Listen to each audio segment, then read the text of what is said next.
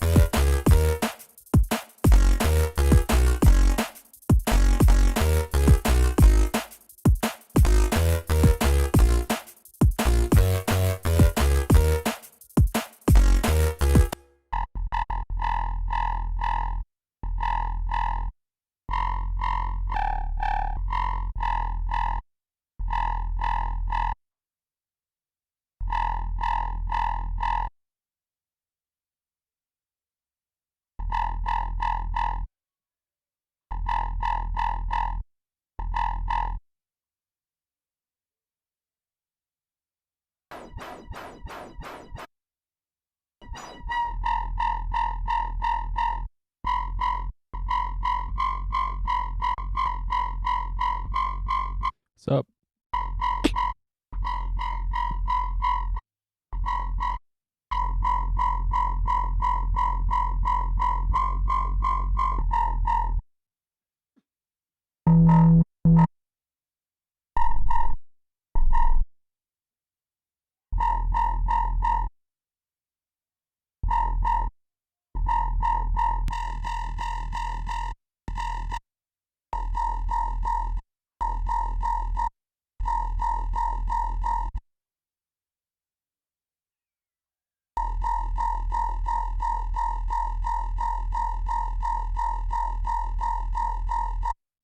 Yo, what's up?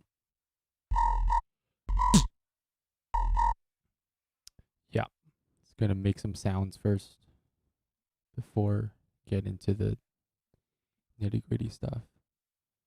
Like I'll probably use these sounds anyways, no matter what genre it is.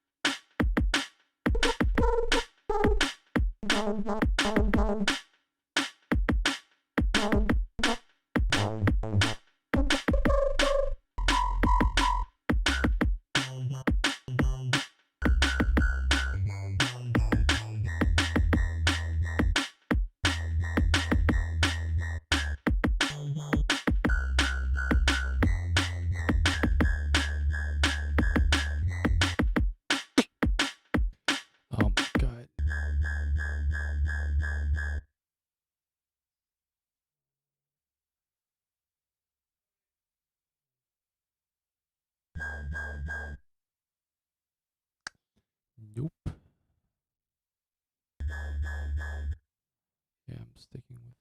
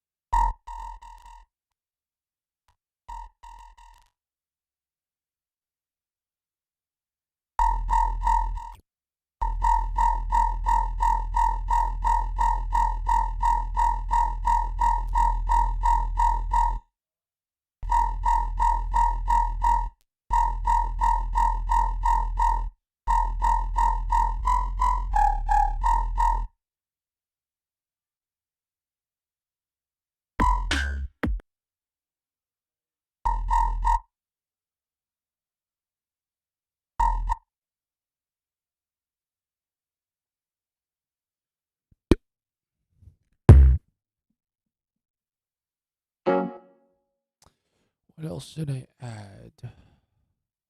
Um,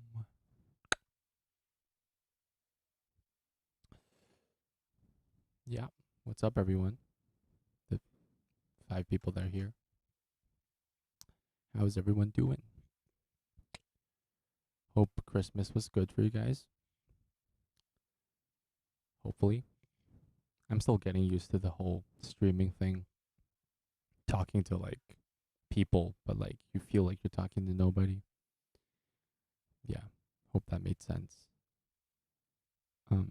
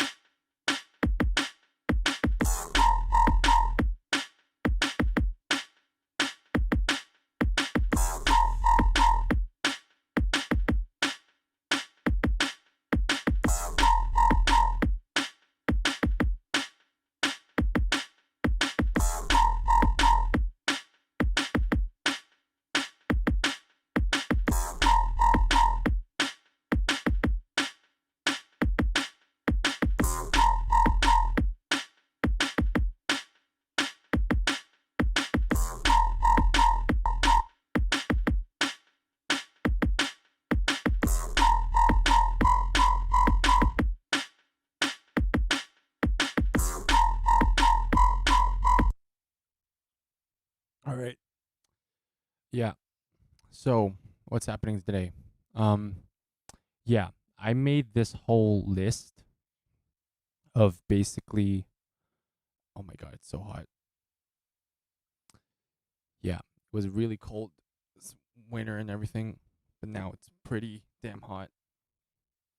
But yeah, point is, I made. So I put out this Instagram story. If y'all saw, um, asking you guys like asking about recommendations for fake genres I should make music with. What I'll probably do is like right now I'm streaming, right? And I'm gonna yeah, it's a big wheel. Um yeah, I'm gonna do these fake genres in Ableton. I'll have like the idea down and then the ones I like or the ones you guys like, um I'll make it as a track and then maybe something will come out of it. Maybe one of them would be used in the competition, like who knows? Cuz now I have actually the time to like explore different genres and stuff. So why not explore something that's like caveman DMB? Like why not, right? So yeah. Also, quick shout out. I was not the one that came up with this idea with like um fake genres and stuff. This guy Bishu, it's like producer. He's actually the one that did like the fake genre stuff first, and he just uses Ableton, I think. Yeah. Um, and then he makes fake genres that people suggest, and he just makes it on Ableton and calls it a day. So yeah, um, I'm gonna spin the wheel like 5 times, or like let's say 4 times, and then I'll make a smaller wheel of these of like 4 genres, and then yeah, we'll probably do 4 genres today. I think that's a good amount to work with. Dosan. Dosan Theo. Um anyways, yeah. I'll spin it like four times. I said 4 times, right? Yeah. 4 times.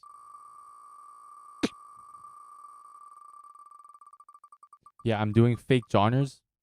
So, oh my god. No, don't be 7. Okay. Hardstyle ballad.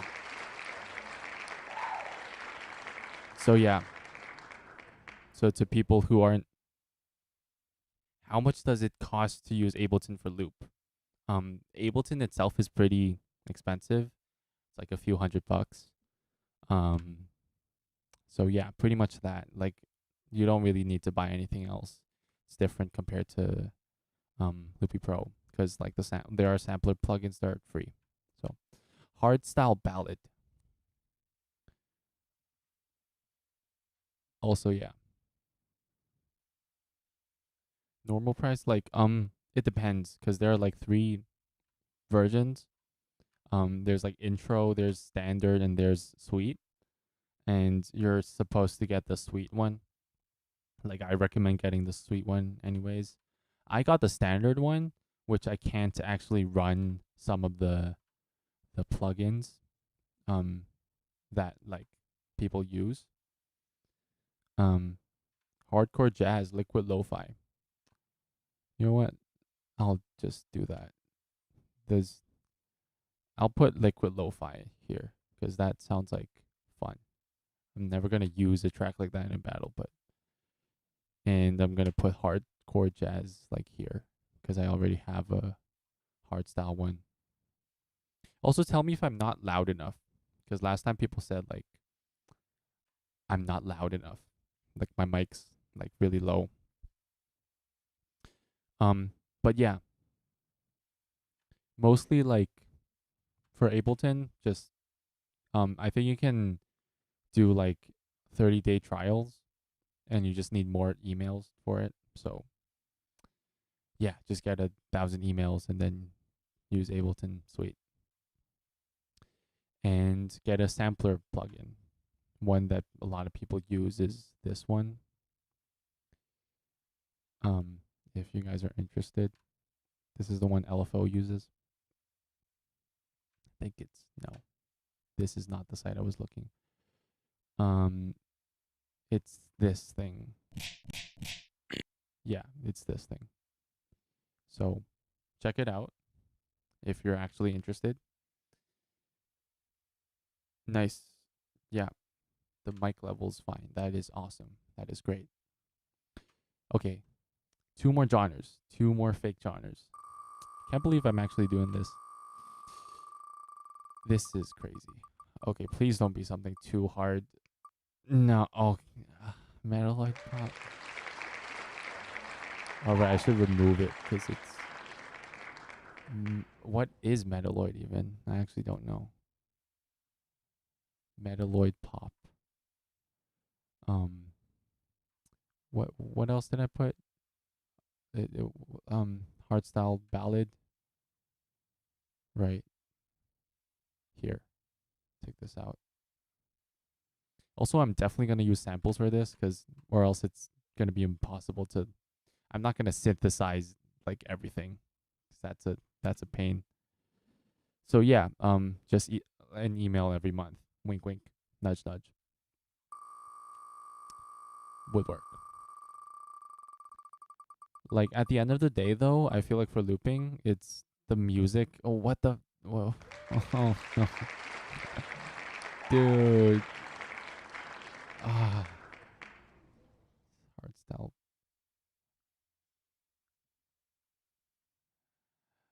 Dude, that means there's 50% chance that I mean, I'll end up doing all of these anyways, but well, guess hardstyle it is.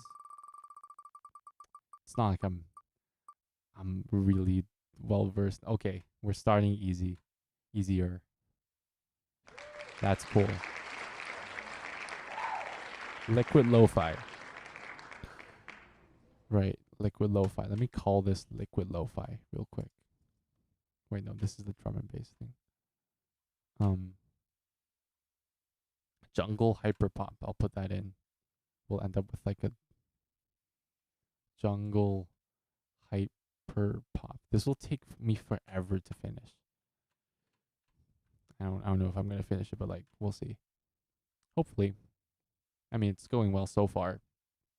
I'm sure I'll, yeah, maybe get tired of it. But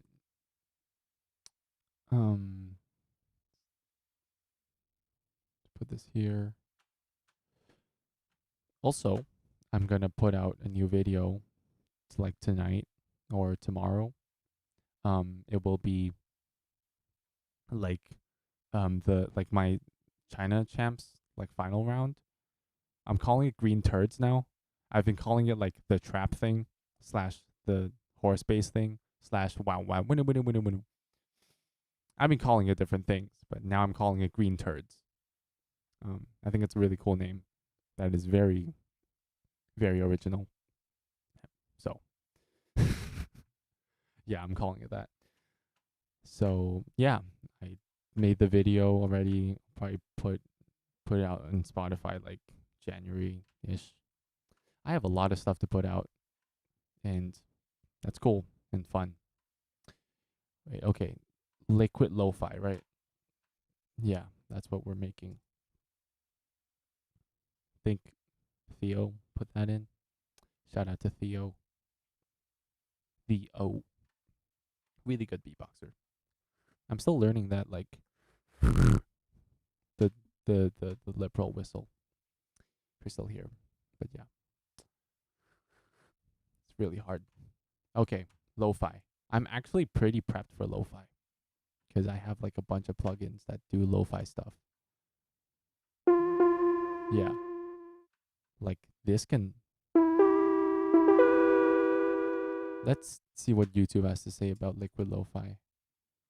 Liquid lo-fi. Hmm. Okay, so it's actually it's like lo-fi drum and bass, kind of. So I guess that's what we're making now.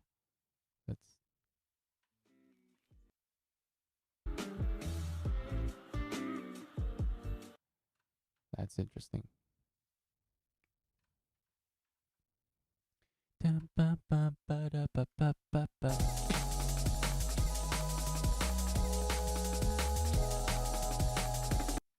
Yeah, I'm just gonna use a drum sample for this. I'm not making the yeah. Um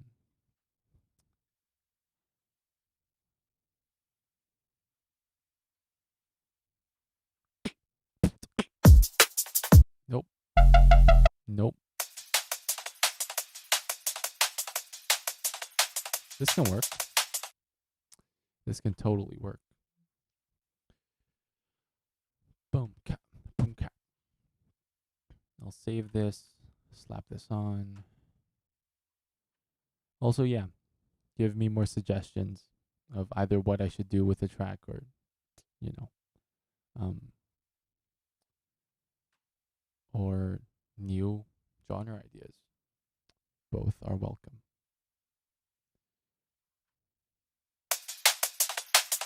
It's a lot of highs.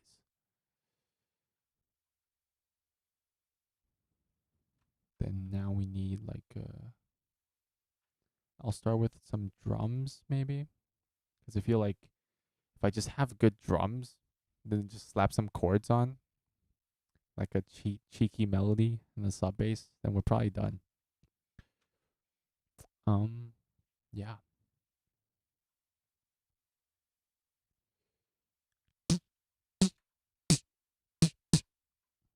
I have some lo-fi sample drums. Imagine if I do lo-fi in GBB. That'd be crazy. Are you ready to sleep with me? Are you ready to study with me? Oh, this one's good. Oh, this one's very good. Short, snappy. This works.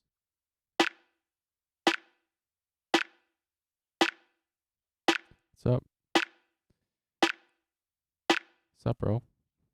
Hi from Russia. It's nice. What you mean? DBD music go go. You mean DMB? But yeah, this is, dude. This is gonna be crazy. I'll be making like because I've been using Ableton for a while, but I'm not like the best with it yet. So this is also good practice for me. Dude, snare, put it like you see. I need practice.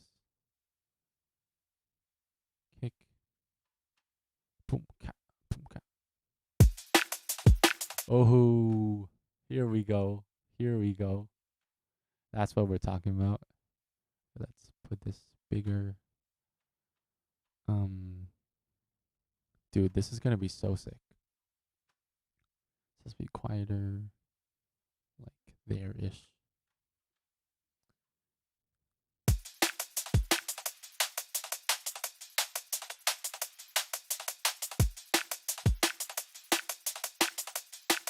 This might end up too like hard and like drum and bassy than like lo-fi. I mean, I am using like lo-fi drums though.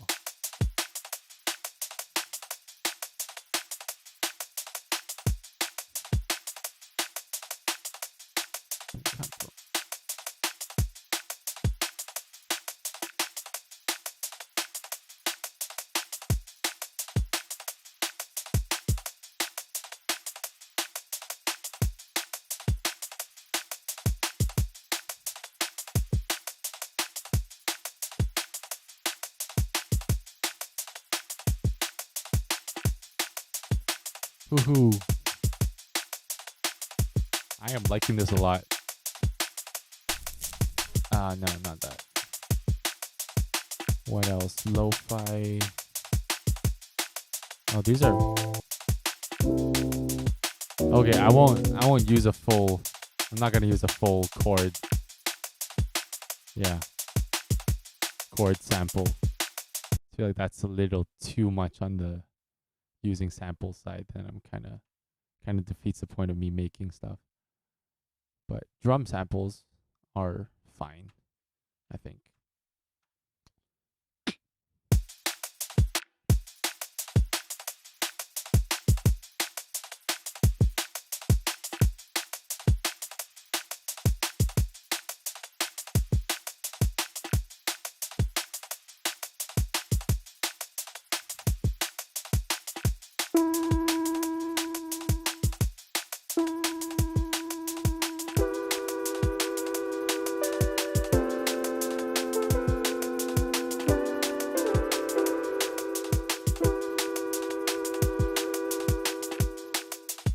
Dude, start it.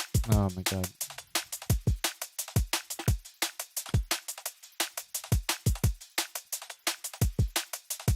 Also, I'm using like the crappiest mouse in like in history to do this.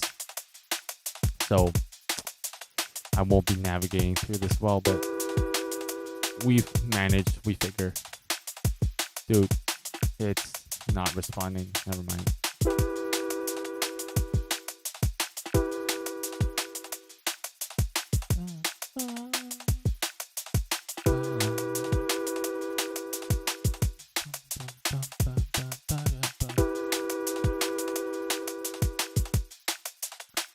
Yo, Refrost. Quick recap. We're doing fake genres. I have a bunch of fake genres. And right now we're at liquid lo-fi. But stay tuned because the other three are like two of them are hardstyle. I've never actually made a full hardstyle track before, so we'll see how good or bad that would go. But liquid lo-fi, I think that's within my range. Thanks. Thank you. Dude. Like, I should totally use this for TPB. I should totally just go lo-fi. Yeah, solo loop, GBB, lo-fi. Yeah, I'm excited about liquid lo-fi. That's not so much about hardstyle because I don't know what to do, but I'll figure.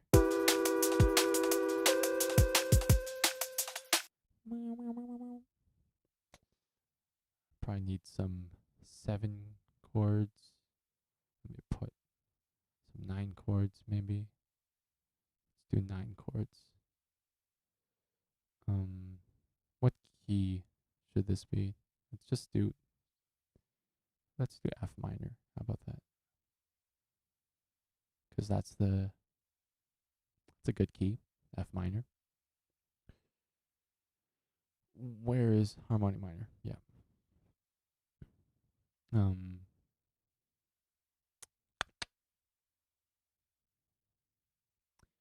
dum dum dum dum. Maybe that would be better. And then let's put G in. That sounds totally different. But I think that's good in a way. Let's put this back up. Let's have another F in the bottom. Nope, that sounds like shit. Let's do 7th. And put that there. No.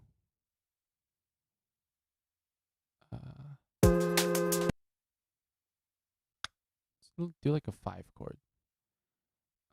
Like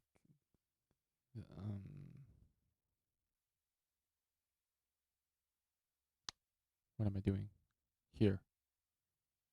How about that? That is very high.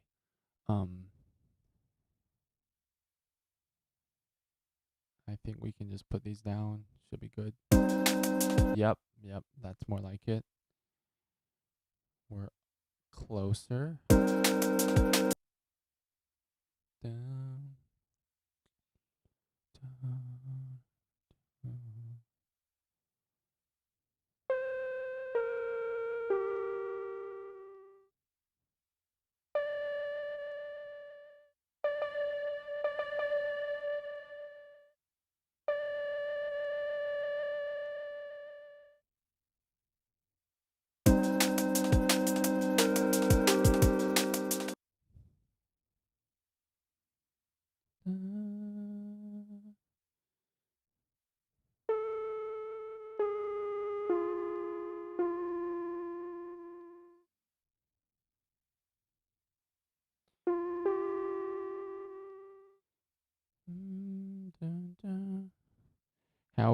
How is it gonna sound if you put BPM to like 80? Well, okay, it's liquid lo-fi though, so it's like what if I just put this to 80 like right now? Is that what you're talking about? Let's try that. Why not? It will be. Oh shit.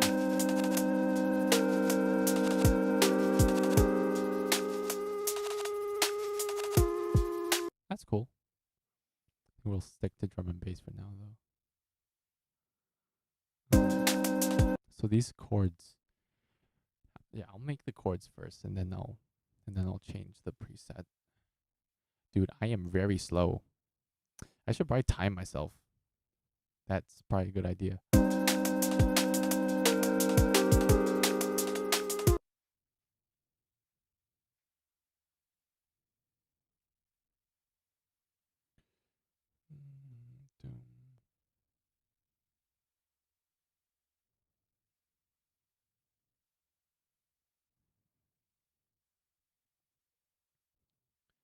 Somewhere like that, and then F, and then do another D.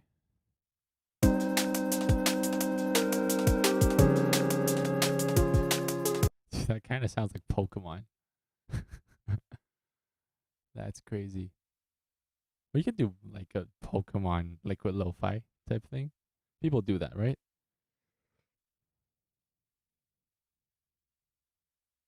Wait. Yeah. Yeah.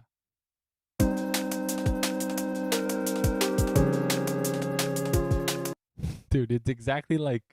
Wait, let me try to find it. Da, da, da, da, da. Is it like the? Is it the Gen 1 song? Gen 1 battle Pokemon. music.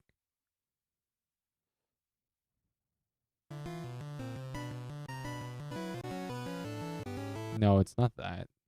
But it's some sort of battle music. I don't know. There are too many Pokemon songs for me to find it. It's fine. I feel like some notes are off, though.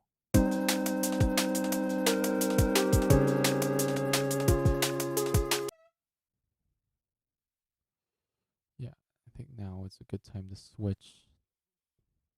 Let's try flute.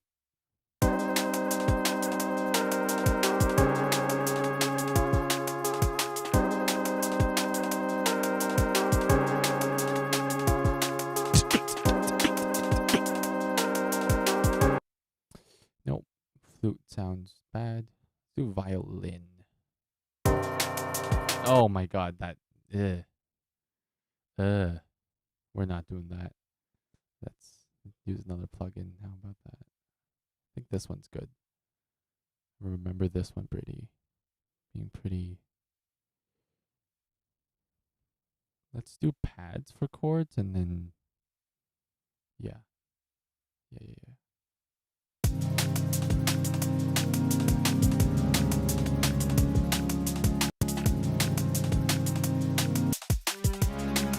Oh!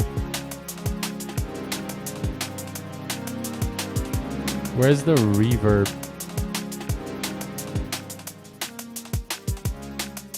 Okay, that's way better. Oh!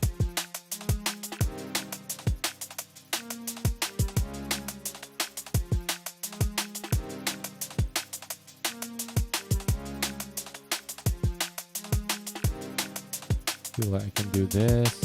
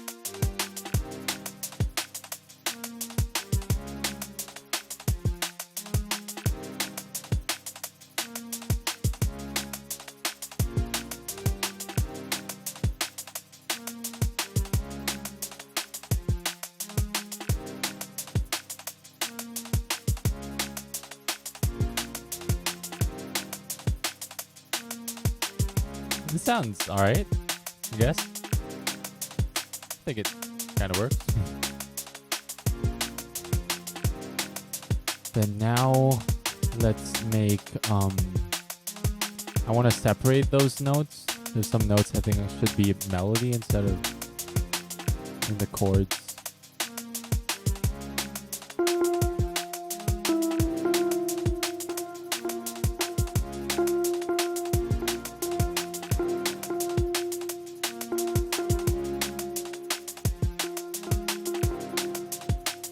Let's do this.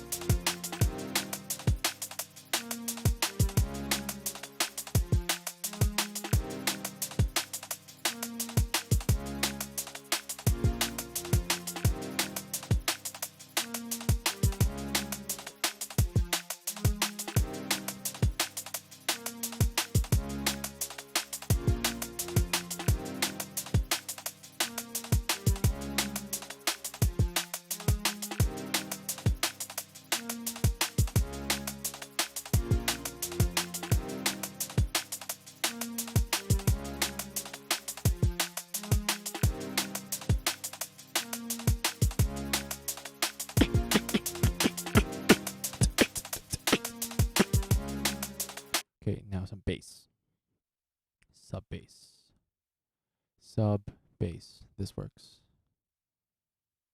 This is good. That. Woohoo.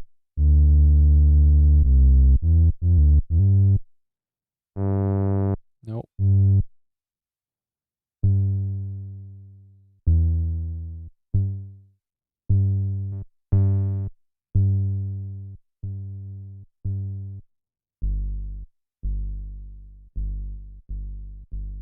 I think this is bassy enough, and we can add this in and take away all the top notes so that we only have the root notes.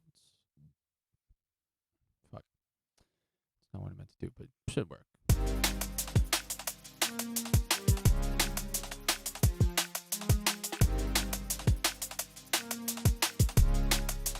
It actually sounds pretty good.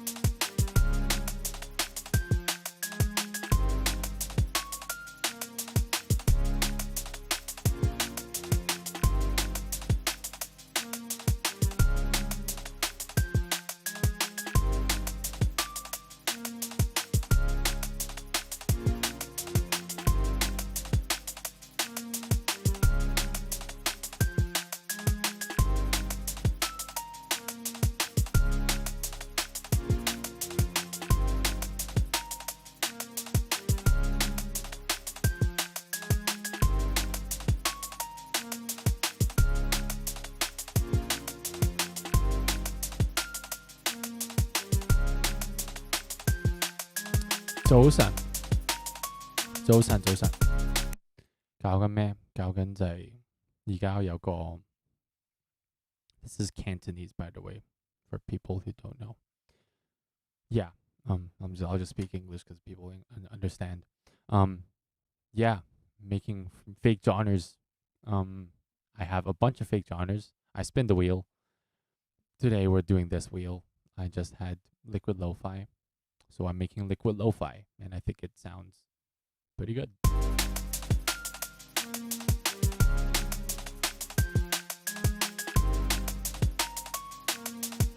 This is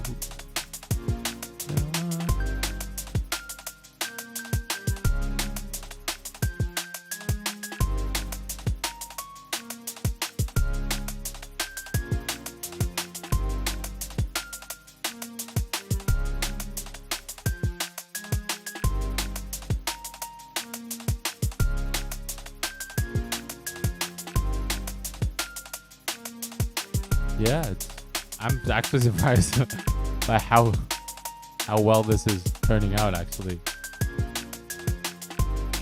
turn this down a little more. Drum this a little loud.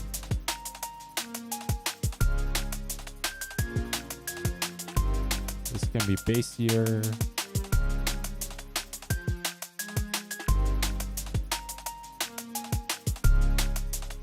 Oh.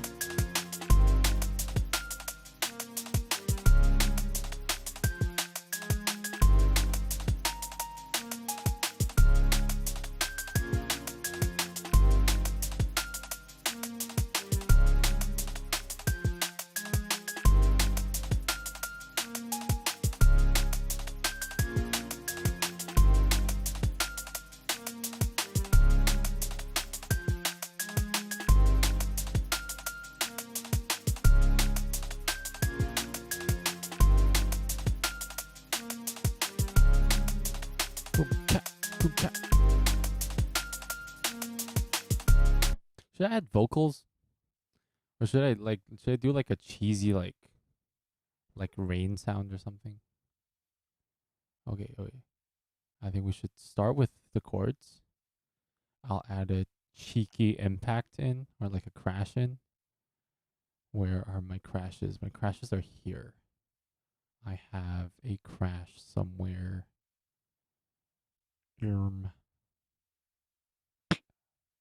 Oh, I have a. Forgot about these.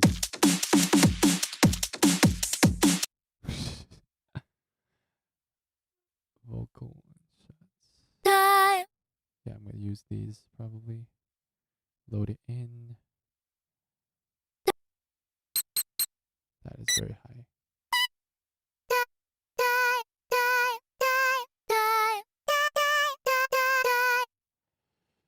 Impact. Where are my impacts? Mute. No. Effects. No. They're one shots supposedly. Atmospheres. No. Also have these cool faces I can use. Where is it? Music loops. Nope. Fills. Nope. Bass. Nope. Atmosphere. Nope. One shot. Oh, this can make a really cool drop. I'll use that. Effects. Dude, I completely forgot where my stuff. Oh, is it here? It's probably here, right?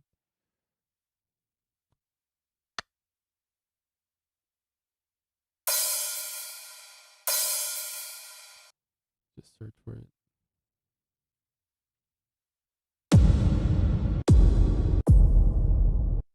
That one's nice. No, I want an audio track. It's very loud, so let's do that.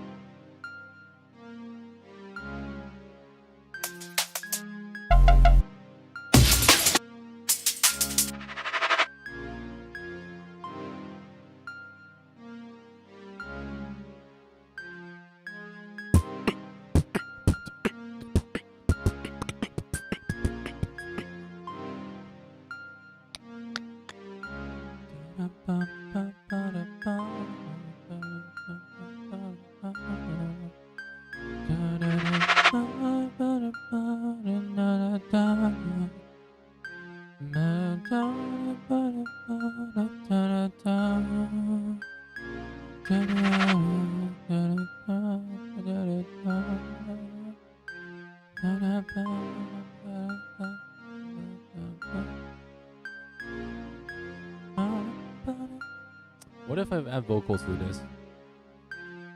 That can be cool, I think. Let's try add some vocals. Why not? Why not?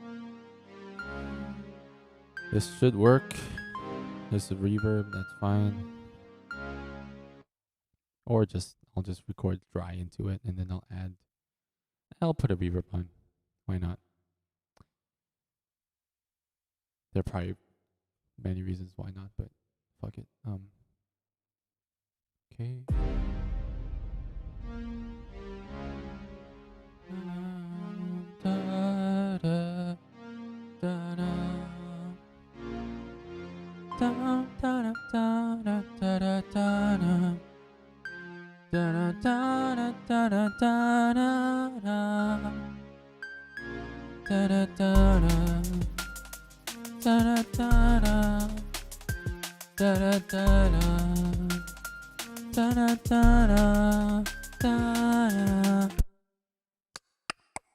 I'll just take the notes and I'll use the vocal chop to do the notes I like.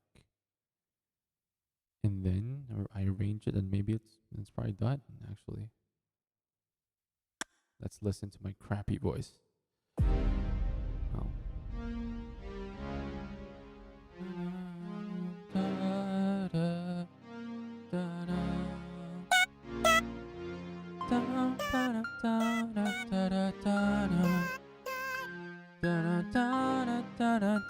Yeah, I mean the breakbeat gives it away kind of. What if I rap on this? Okay,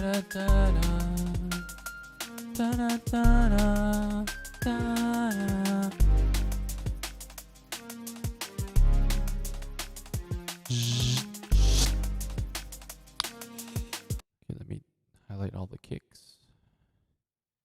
Turn the velocity up so that it punches more.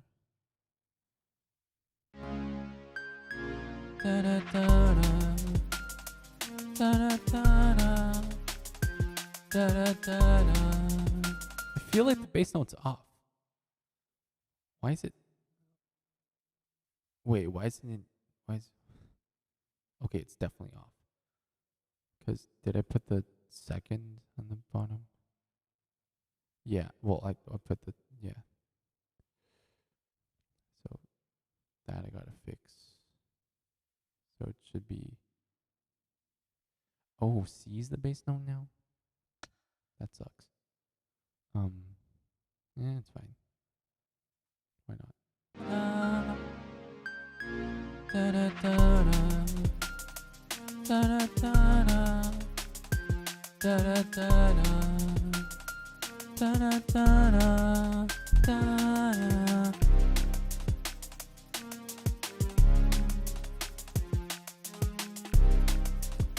Shift this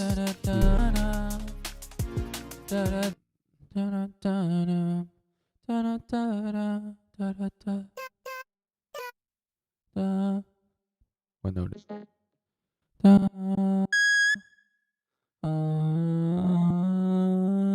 it's a G.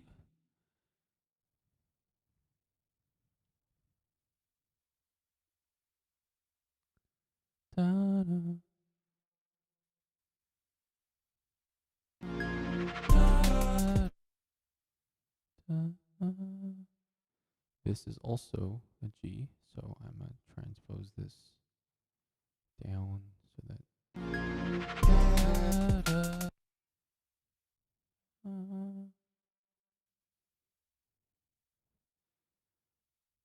up. Here we go.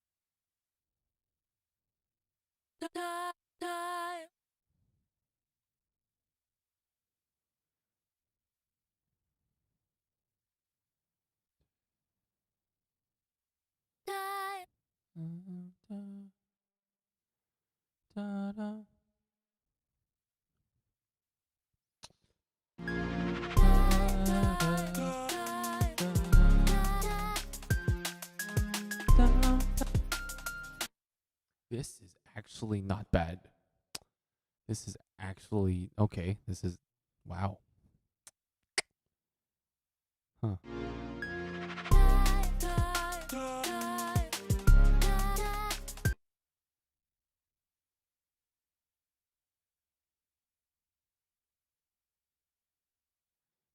feel like if I slap a big reverb on it, it will sound less wonky.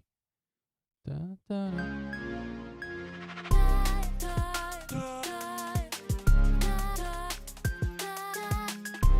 da, da, da, da.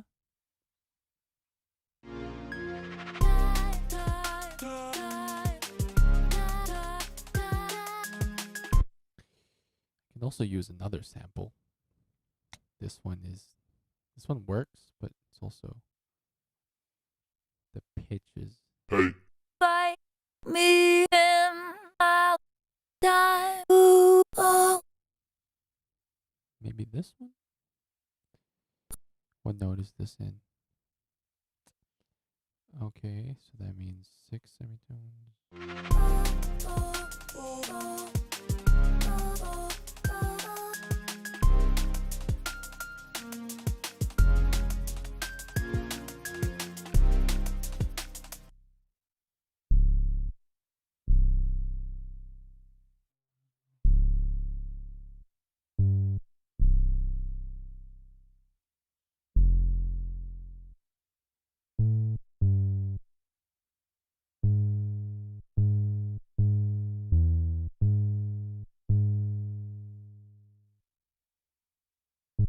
Wait, how do I get out the pen? Forgot. Da-da. Never mind.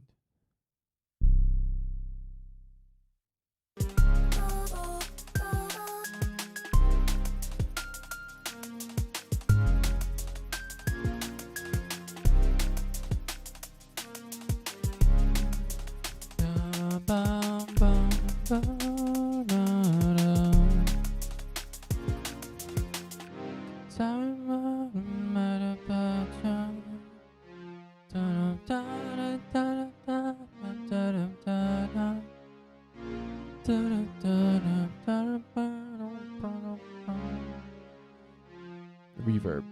Which one's the reverb? It's called something like that.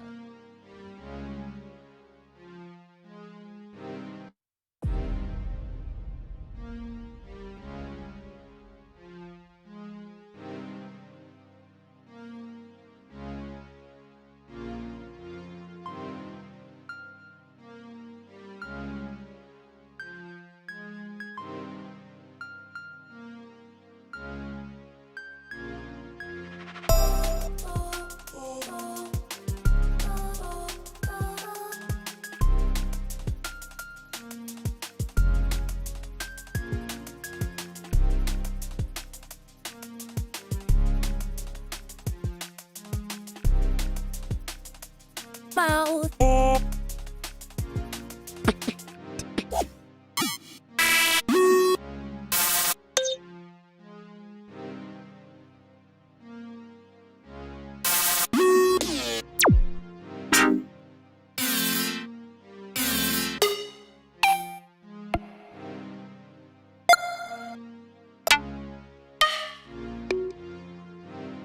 Fuck.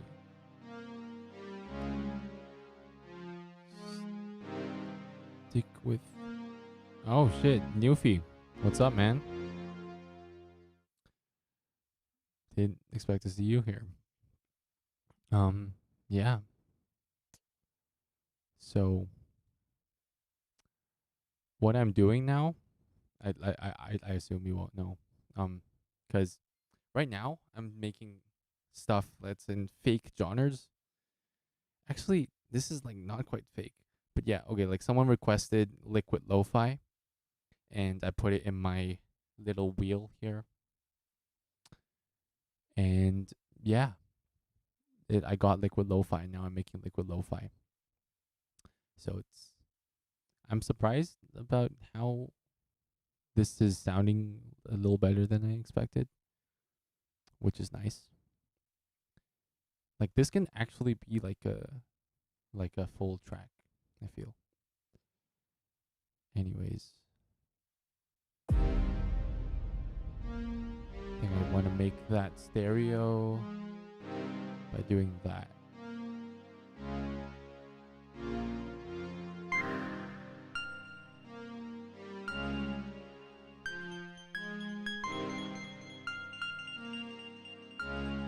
Yeah, thank you. Oh,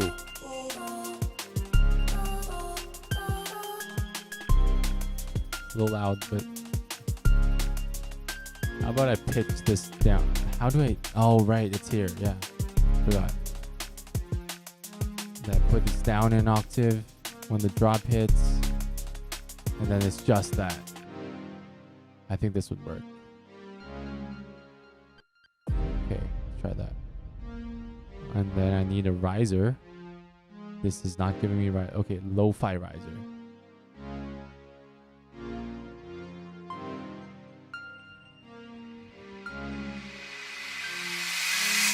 That was loud, but that's perfect.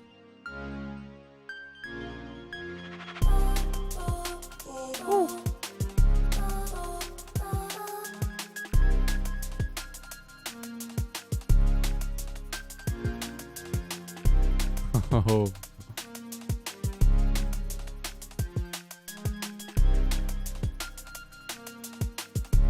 Put this to the right. Yeah, do that. Let's listen again. I gotta speed up. I've been at this for like almost an hour. And this is all I got.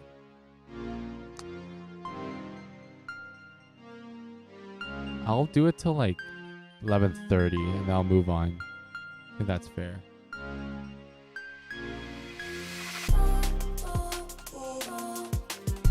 Well, yeah, it like less than an hour so far. That's how long it took. Cause I started the stream just making some sounds on Ableton that I made some like jump up sounds.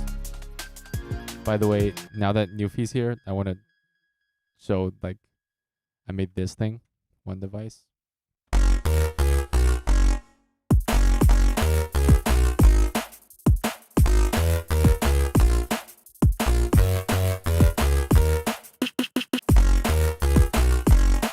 Yeah, I'm like, this is like low key the best one device thing I've made. Yeah, this is low key the best one device thing I've made, and it's Jingle Bells by drum and bass. But yeah, it's Newfie. No way, that's crazy. I love your videos, man. It's like, yeah. Also, now that we're on the topic, I also made this. It's just like you had better stuff in my opinion. Oh yeah. Well, yeah, I guess the my world's limb can be better. Also shout out to Red Frost cuz Red Frost gave me that sound. If you guys don't know, the teal the synth thing where all these messages coming out. What message? Oh, yeah. But anyways, I also made this. It's pretty much the same sound, I think.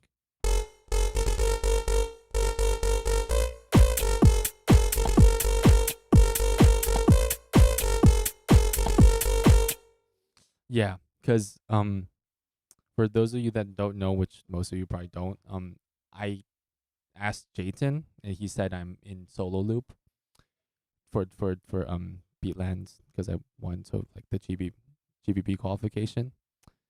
So yeah, I also don't know how producers is gonna go. I have my iPad set up here, and I have Ableton, and I have well 2 Mark IIs and like Mizoya to use. So I have a lot to learn and a lot to like use if I want to make stuff.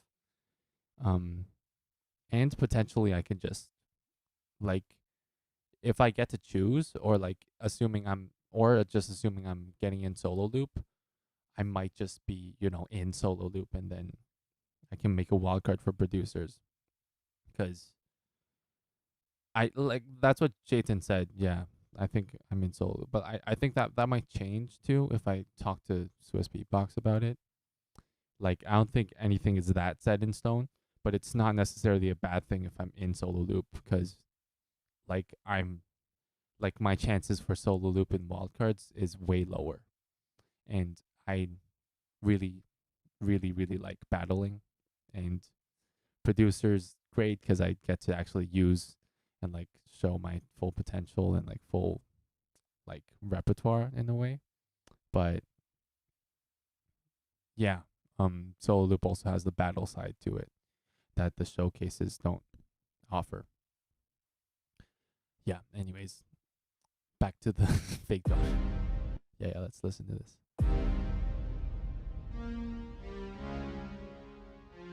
Wait, this is very quiet. Just realized. Yeah, I'm really not good yet, like Solo Loop, because I've been like second device almost like all my career. Like this is makeable in just one device though.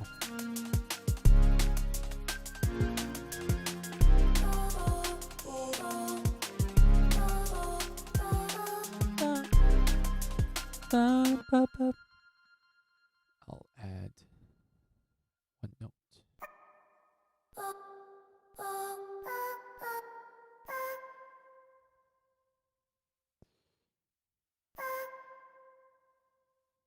Yeah, I don't want the drama here. I think it's good.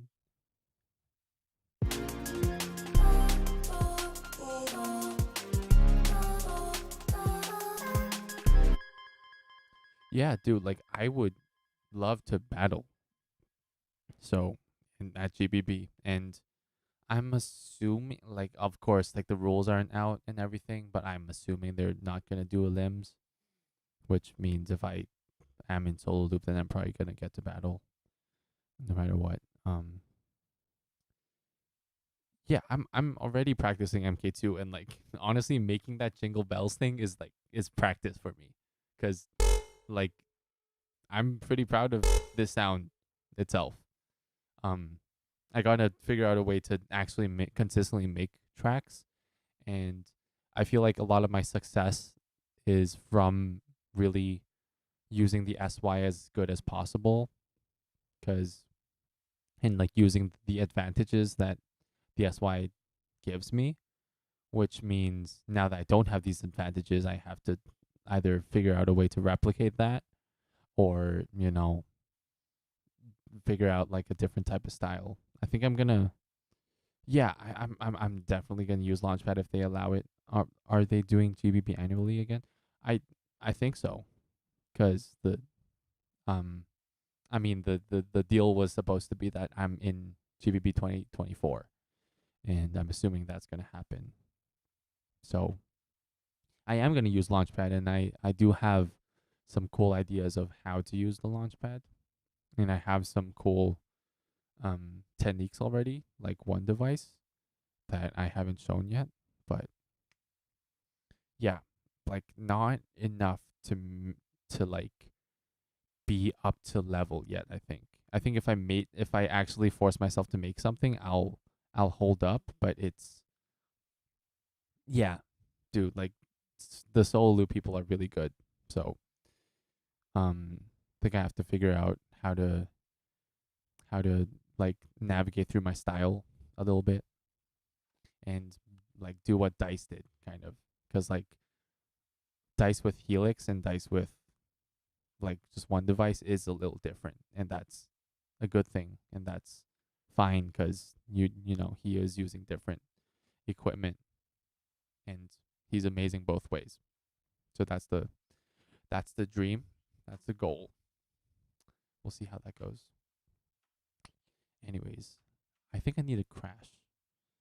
I've been talking about the crash. I found the riser, but I need the crash now. Crash. Ah, that's loud. That's I should do that. Nope. Nope. Nope. Nope. Nope. Yeah, that's what I don't like about producing with samples. It's like you go through like a bunch of samples, and usually you don't find like I'd much rather like be in front of my preset and then dealing with EQs and stuff like that, because I know exactly what I want, and I know exactly what I'm starting with, which is like or like you know. but that also takes more time. It's a different workflow. Nah, let me. I actually thought Solo Loop at GBB was worse than World Champs.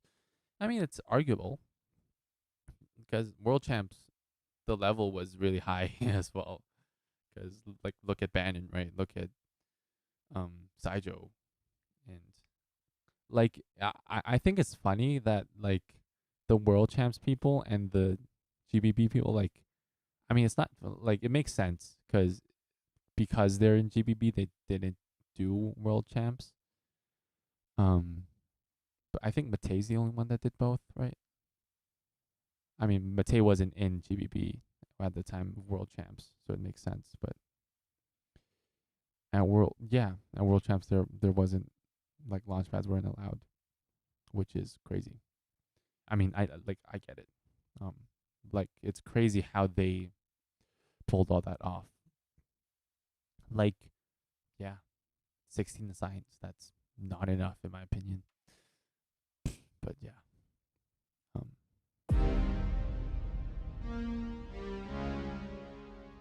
Well, Saijo and Antrix weren't in GBB though, like Solo Loop.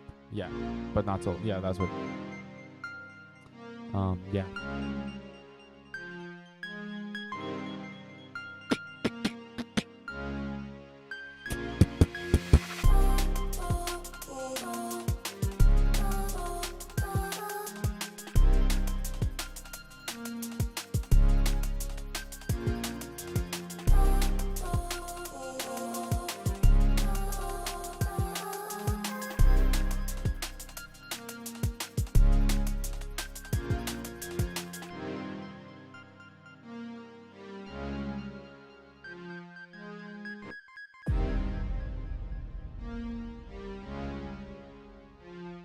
Also, what I'm doing here with the delay, I think delays are actually very underrated. I feel like I don't hear a lot of loopers doing this. Um, Actually, no, like quite a few are doing, but like what I do a lot with delays, especially because the SY gives you 3 delays, I just slap on a delay and have like a low time, like how you would do for like grand delay stuff and or like panning delay stuff, where you slap the mic and it's like a low time and then like high feedback. Yeah, I use that to create pretty cool bass textures. That's like what most of my basses are, really, with like distortion and all that.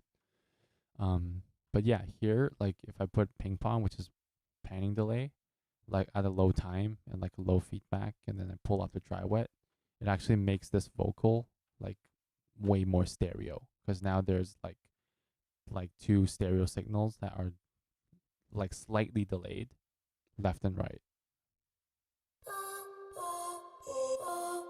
Like, it makes a big difference. Okay, LFO Rushy, right? Um, LFO sounded better. Like, I'll say that. And yeah, I think battle wise, in many ways, Rushy won, but it's really close. I didn't actually watch it. I watched it backstage because I was next for the battles. But oh right, I also actually made this document of what we're gonna do after making this liquid lo-fi thing. I think we can watch some videos. I also said like China Champs, right? China Champs stuff.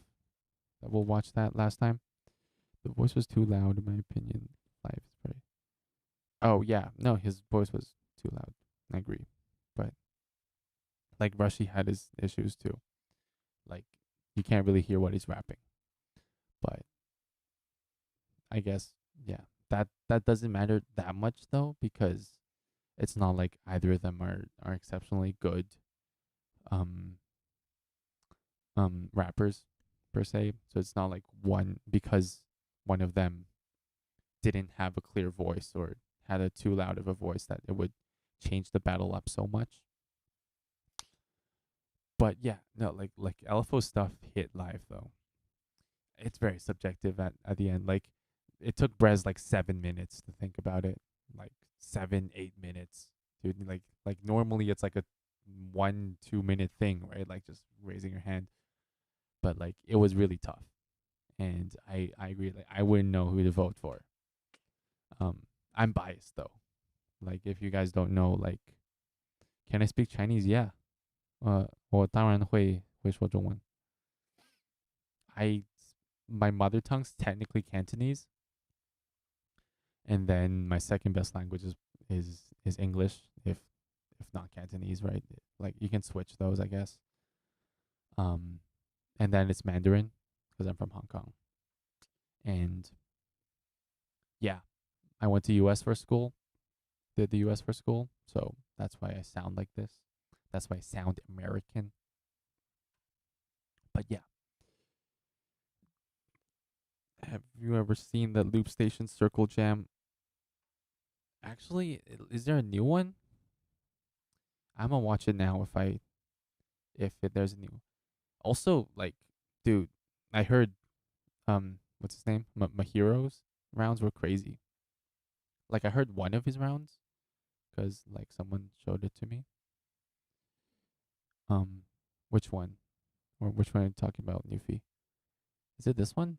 No, this is like are they selling something? Which circle jam? Oh, it was. Oh, was it like the one where Masashi did the, oh my god. Oh yeah, dude, I saw that. That was crazy. I still don't know how he does that sound. That like, yeah, Masashi's great, dude. Where is it? Is it? Yeah, it's still here. Okay. Yeah, we'll watch it again. Why not? Or let's just watch the best part.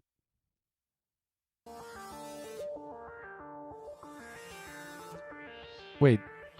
Yeah, he used this against Slather, right? Yeah, not against me.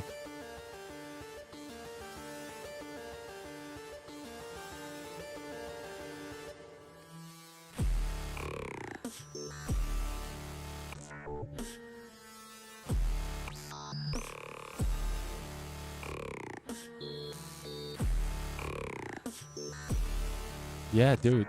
This is definitely up there. And it's crazy how good their community is, you know?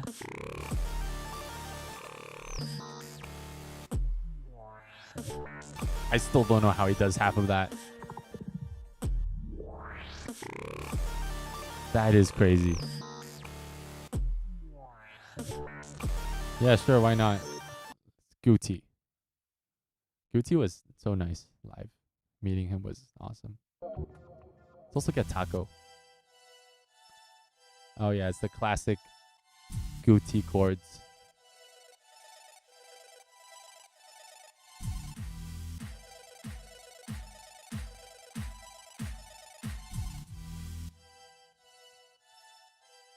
Yeah, dude, like a German circle jam.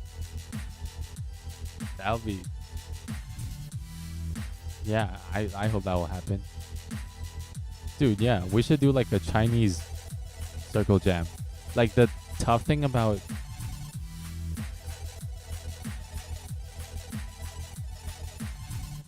yeah, this is good. But yeah, the tough thing about like Chinese loopers meeting is because we're all over China, and China is really big. Like they're like most of them are in the north side, and like I'm like way south. Ooh. Classic Taco. Also, you think Goody should have won, Lunky? Actually, well, let's just watch that one next. Why not? Like, and I can tell you guys about what I saw live. That guy there. Oh, the chill. Oh, yeah. I know, like this guy, right, Red Frost. I still don't know how to. What else?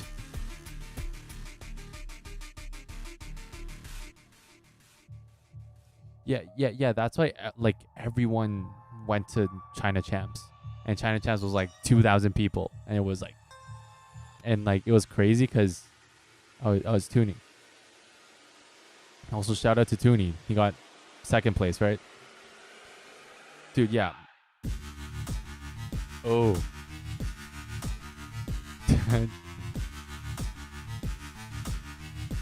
Yeah, this is a really good concept.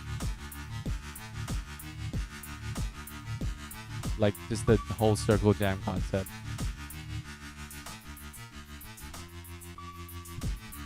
Yeah, I'm gonna talk after this. This is good.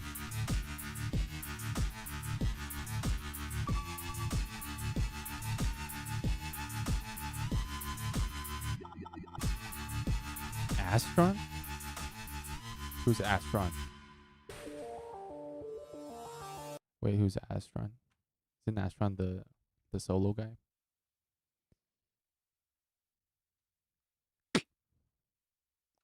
Yeah, he's the solo guy, right? Anyways, what was I gonna say? Yeah, about like China Champs. Like the China Champs was probably the most fun, or like the most, like, it might be the best crowd I've ever performed to. Cause like after I won, they also like people were asking me for autographs and like pictures and stuff like that. It was crazy because they actually, because of how rare they can actually go to events like these, it's really once a year, and of course COVID happened, right? Um, so the last time this happened was like 2020 or something, and everyone was like screaming when Brez went up the stairs, when Rhythmine was there, and it was really good. Yeah, circle jams traditionally work. I still think like it's way easier to organize for solo, obviously, and it's like I was surprised too that like circle jams could actually work when I first saw the circle jam videos. But it's like it makes sense that they're doing like one genre. I think that's really smart, and I think that's really what makes it work. Because it's like when it's the same BPM, you don't have to do like beat matching, which obviously what DJs do. Yeah, find a video, Lucky. I'll watch it if you find it. But for now, let's do this. I keep adding the S to it. I keep calling it Beatlands because that just makes more sense to me. But yeah, um, what the fuck was that title? Are you ready to get into battle? Also, Scott was just so nice. It was so cool. I got that photo with him where he was we were trying to imitate this like Mortal Kombat guy. I forgot what it's called, like with 4 arms.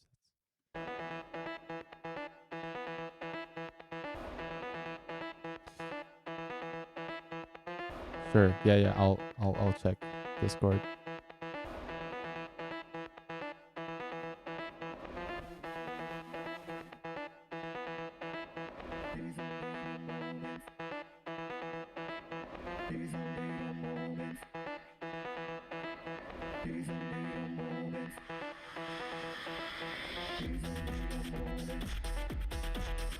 Yeah, the audio is not the best, but the main issue is still the roof. I mean, I talked about this many times, but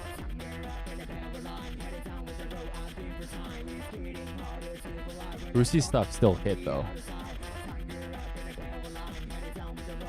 And yeah, shout out to Matt Twins for organizing, because it's really great that they did all that. Yeah, Brucey always looks very happy when he's looping, which I appreciate.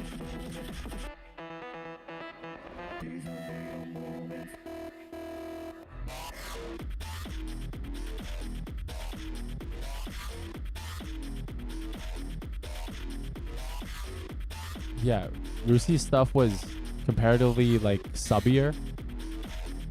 It doesn't quite translate through the video, but he definitely had more subs than, well, definitely me and probably Guti as well. Yeah, I like, honestly, ooh.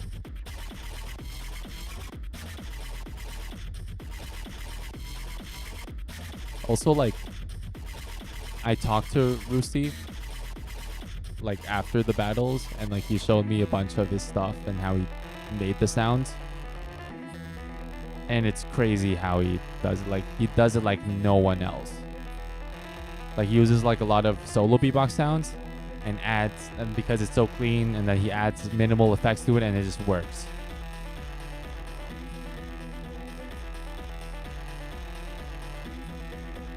Yeah, dude, Newfie, like, Rusi's great. One of my favorites too.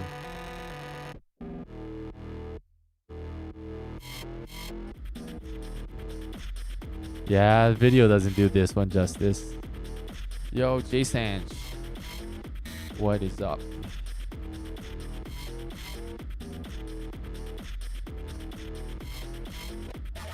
Also, yeah, guys, just recommend videos for me to watch, because that's like mainly what I do anyways on stream. I figured. Still doing the fake genre stuff, but this is more beatbox. Like this round, I think was really well structured. Actually, it's like a really well structured battle round. You know, like not all the sounds came through that well, and it's not all Rusi's fault, obviously. Oh, stream is still quiet. I'll just. God damn it. Oh, okay, that, yeah, I see how that's very quiet. Because I wanted to clip as well. Japan, it's on you. I say the song, you say the. Also, yeah. Now it's good, right? Yep, I think that's good. Damn, it was quiet this whole time. That is so sad. Let me just put this all the way. If it clips, it clips. That's not a healthy thing to say, but yeah. Also, yeah, Scott just didn't know how to pronounce Goody's name, but he did correct it. Like yeah, he just didn't know. But shout out to Scott, best there is to host beatbox battles. Like, his voice is it just works so well. Like, live it hits different too. It's like he doesn't have to beatbox for like he doesn't have to beatbox to impress people. He's just, you know, it's 3, 2. Anyways.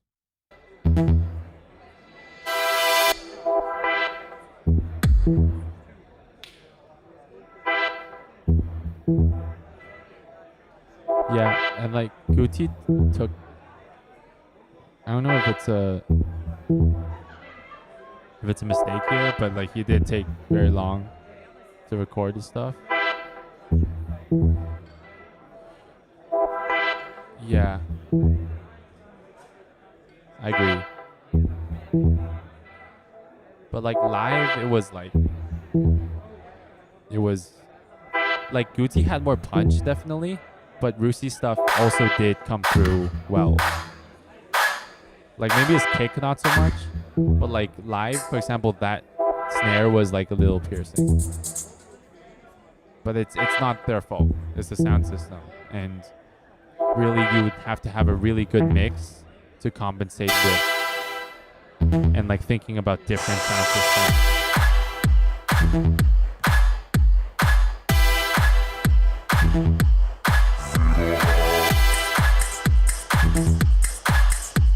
Yeah, Goofy sound design really good, yeah.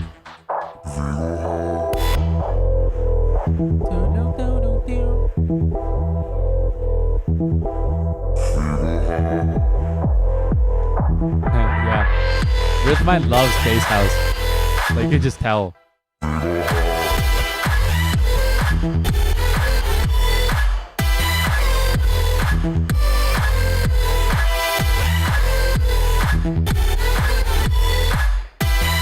Like live.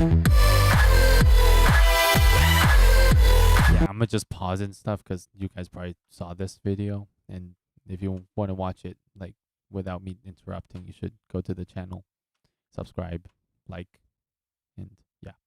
But yeah, like live, Gucci stuff had like my impression of, or at least what I remember about it is like there were like more like quite a lot of highs, and it's like highs and subs, and the mids didn't quite fill up. Like it sounds different on video is my point. Like it still sounded really good and it still hit. Like don't get me wrong. But actually wait, yeah, this sounds so good on video. This is crazy. Yeah.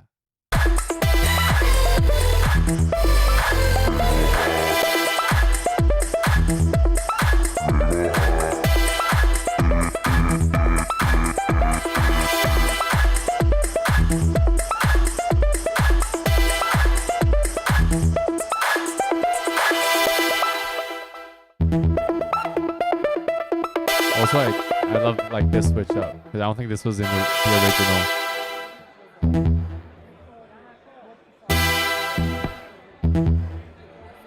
And what I say is like structure, like Rusi wins, but like sounding, like how good they sound live, I think is like similar. And Rusi, like, I mean, it's not fair for me to judge because, like, I've heard both Guti's rounds, right? But at the time, I haven't heard of Rusi's, like, 2 of Rusi's rounds. And for the judges, I'm sure they haven't heard of, like, any of the rounds except for maybe Rhythmine heard some of it. That's about it.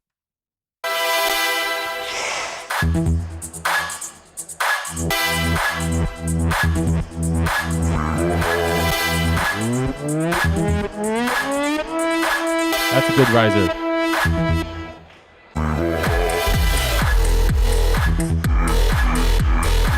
That's it.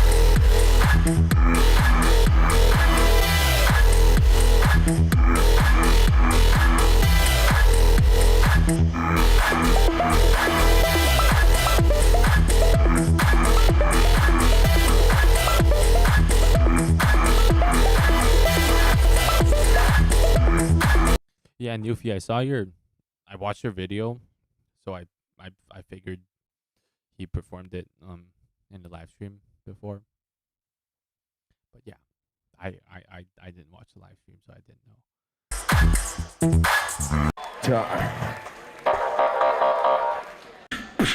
I say the son, you say the knee in the Ichi crowd, son! It's also like Rusi uses lip rolls for subs, and the roof was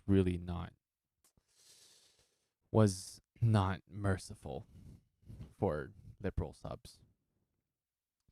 Yeah, I definitely agree that on video Guti sounded better. I'll say that. Well, of course, there's more to a battle than just how good you sound, but yeah.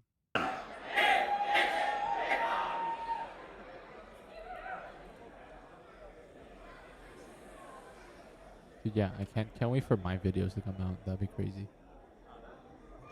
Also, I'm wearing the same shirt that I wore at the battles. It says Mad Twins, check this out. Because, you know, like, VLAN wildcard. If you know, you know. Also, the UK people made like a meme about it. So, that's it.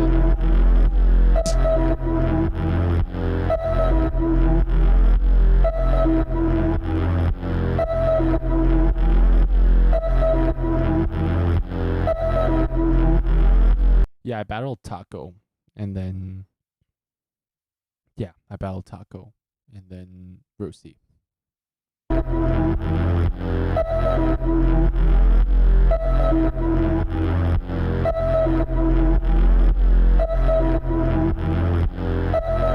Hey, look, it's Taco here.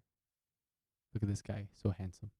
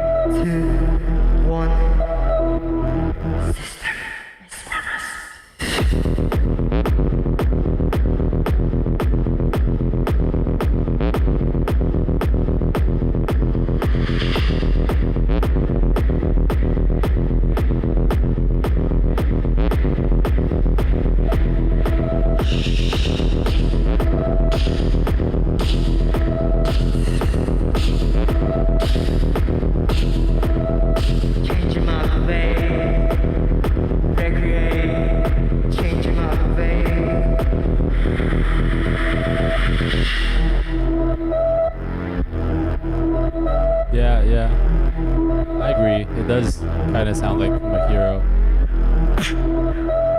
It also sounds very Roosy.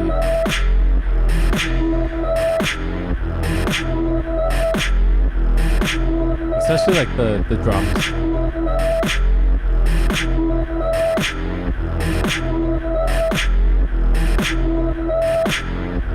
Are you ready, guys? All right. Changing my face. Sorry, I have to pause it because I want to talk. Yeah, like the thing about Roosy's round is because he uses so many different sounds, and he has to obviously switch effects and then wait for the loop to come back to overdub because he overdubs so many times. He has to do a lot of stuff with the fader down and recording. And when he's recording, he really can't do much else to change up the track other than maybe bringing in the drums and then taking it away or doing little track effects changes. So, yeah, because of that. And like that's also why Guti's like first round took so long to record because he was silent recording and he was doing the helix like bop, bop, bop, bop, bop, changing note gen changing thing, or I don't know if it's note gen or what, but he did that. And really the big advantage of SY is that I go I step on it and then I press record and everything comes out like reliably okay. I'll say that. And even when I'm silent recording, like the thing is it's a little awkward because I'm when I'm silent recording, I'm not doing anything with a mic because I already triggered the sound with my voice beforehand. So I kind of like don't know what to do. So like I like kind of pre-planned dance moves actually. Like when the sub hits, I do like little stuff like that so that like it's not as boring. Or sometimes I do track effect stuff. Usually I like turn up a filter. Like for pieces, for example, I would be silent recording and then I'm doing the filter build up so that I don't have to. And then at the drop is right when the silent record finishes, I think. So I do stuff like that to compensate with it. But that's also me using the SY to my advantage because of the fact that I can trigger earlier and then the sequence just runs, that I can do that. But if you have to press the helix, for example, then you can't. It's way harder to turn up the filter, press the riser, the like twist, and press on your helix to change notes at the same time. So it's a different game. I'll say that. The helix sounds way better as a device, though. I think that's the main turn off for the SY, because the reverb is not usable.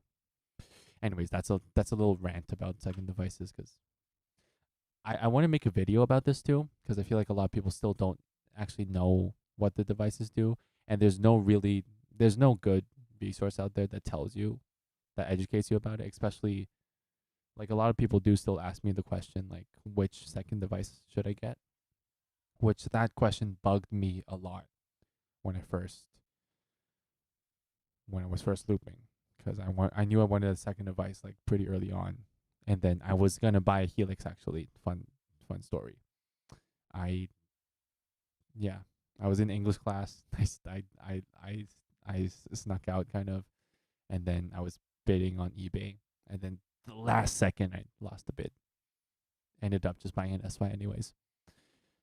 So that's how I turned out with an SY instead of an LT, which I'm grateful about, considering how things turned out. But dude, people do amazing things with the Helix as well, and there are a lot of things that the Helix can do that the SY just can't. So I hate how little information is available for free for new loopers. Yeah. And what, like, okay, so I guess this would be like a sneak peek of what I'm gonna do, because I have, fuck it, I'm just gonna show you guys what I had written down.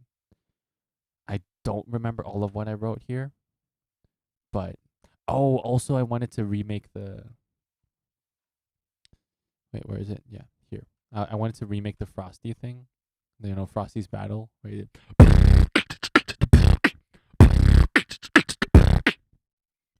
I thought it'd be cool to like remake that on Ableton, but like with like notes, just like the subs hit at the same time, and then it's the same because it's like kind of groovy. It's like mid tempo, which is like my thing kind of now.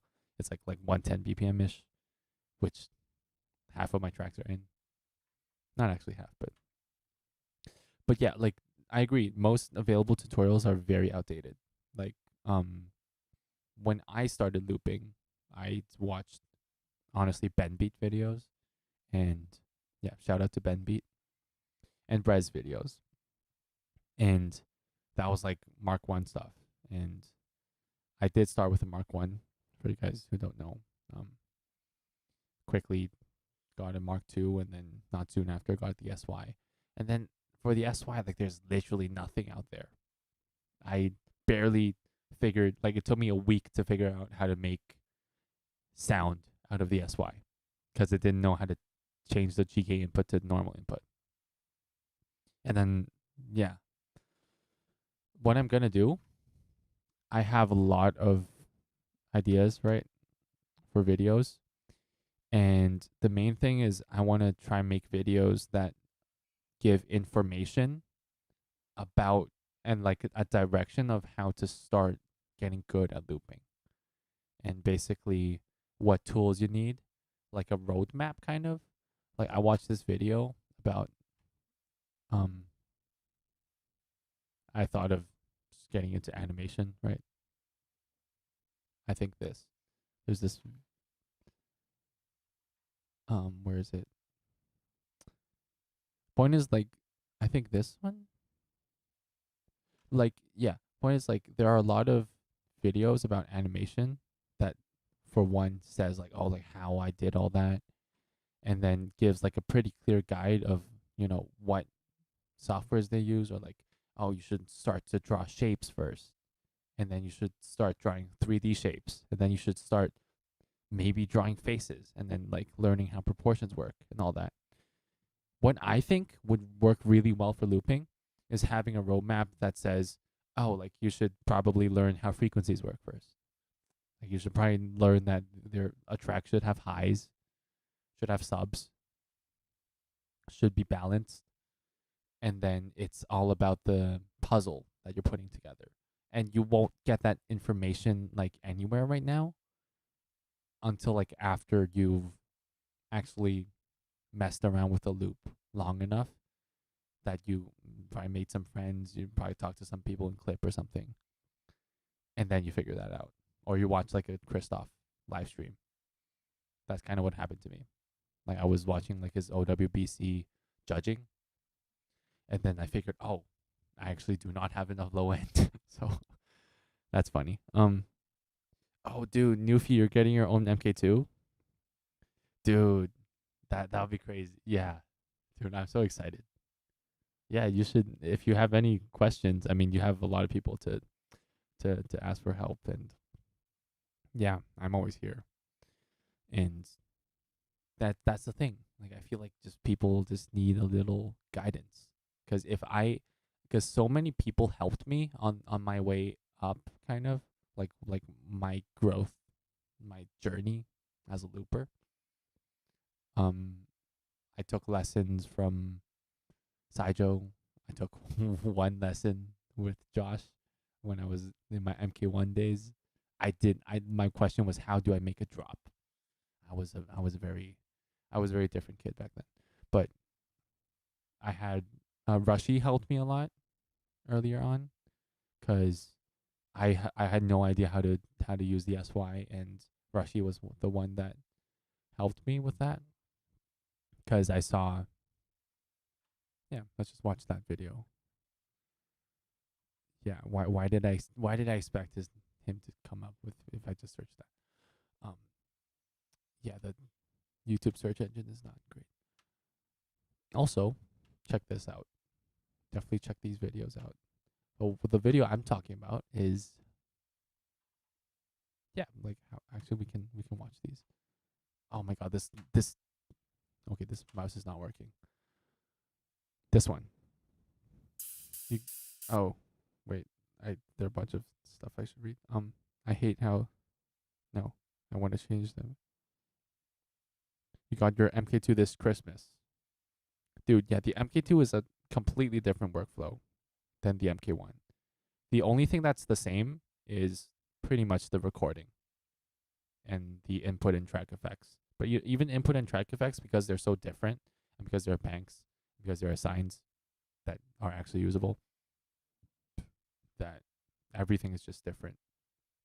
I suggest, like, right now, the best resource is probably, well, yeah, all the resources are paid, honestly.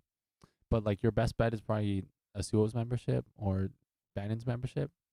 Right now I also do lessons. A bunch of people do lessons. Um, yeah. I'm like working on something that's like what I talked about, the roadmap of what you should start with.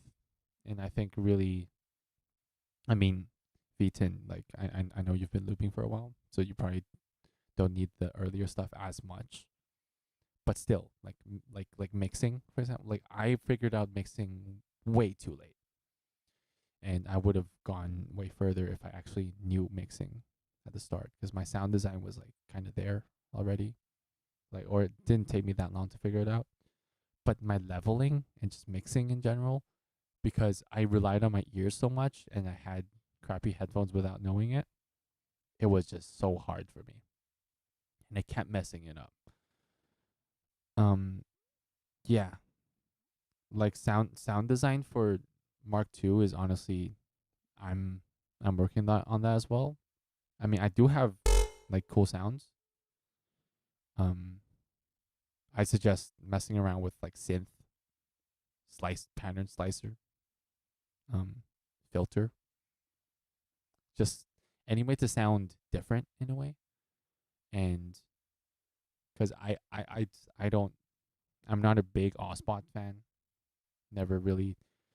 And something that Dice said to me when I asked him for advice after Online Worlds is that hit me a lot, is that I should try to think about devices as in, do I sound like that device? Because it's really easy to use the SY and sound very SY, like like the pitch glides and everything, like the saw wave. It's really easy to make stuff like that, but it's not impressive, and it's limiting yourself in within that box. And like some loopers do, and it's like, I mean, people can have a lot of success with just basically using Osbot and stuff, but then their excellence comes from the ideas, and which is fine. But then when we're trying to make, if we're trying to go the sound design route, or if we're trying to do more like heavier genres, especially that the MK2 is not exactly designed for, like, and I don't think the people had like sounds like these in mind when they were making the Mark II. Like they, you know, the main thing was like the sequencers and Osbot, right? So people did use that, and it's really easy to get into that. It's really easy to make stuff like that. But stepping out of the comfort zone and like look at Rage, right?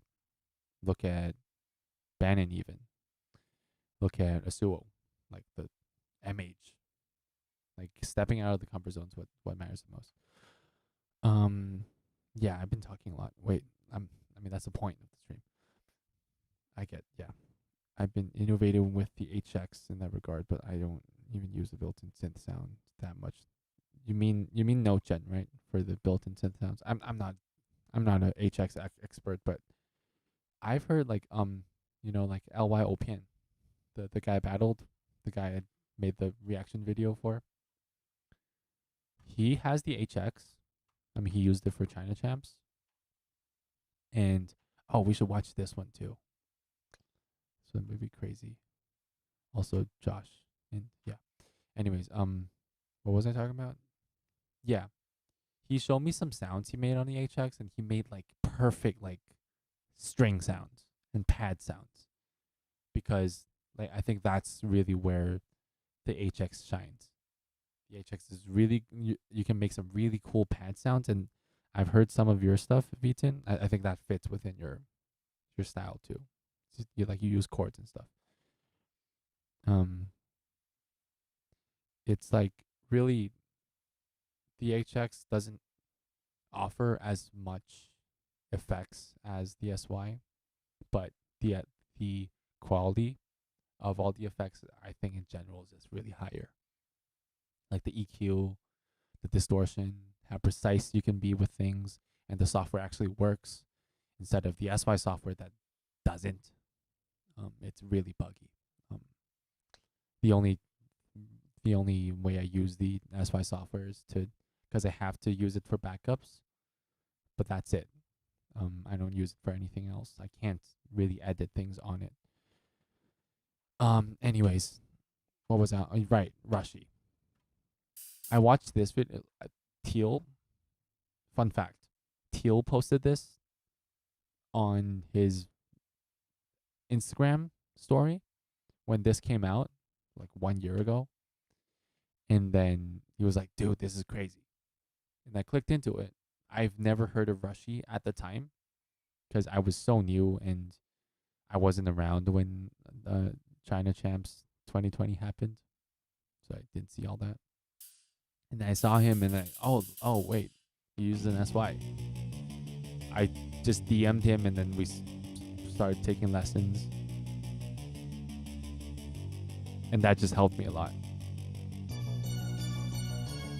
All right, see you guys, man. Yeah, Newfie, Monkey, Beaton. Yeah, dude. Yeah, hit me up. I'm happy to help anytime. Newfie.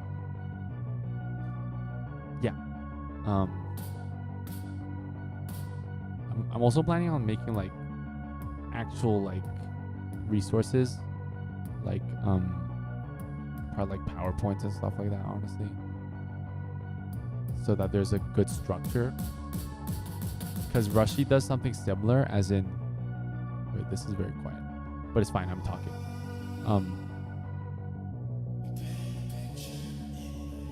What was I talking about? Right.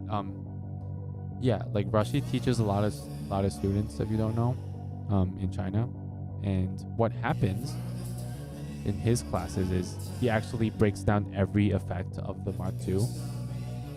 Rushy is also a good source for lessons, by the way. I mean, look at me.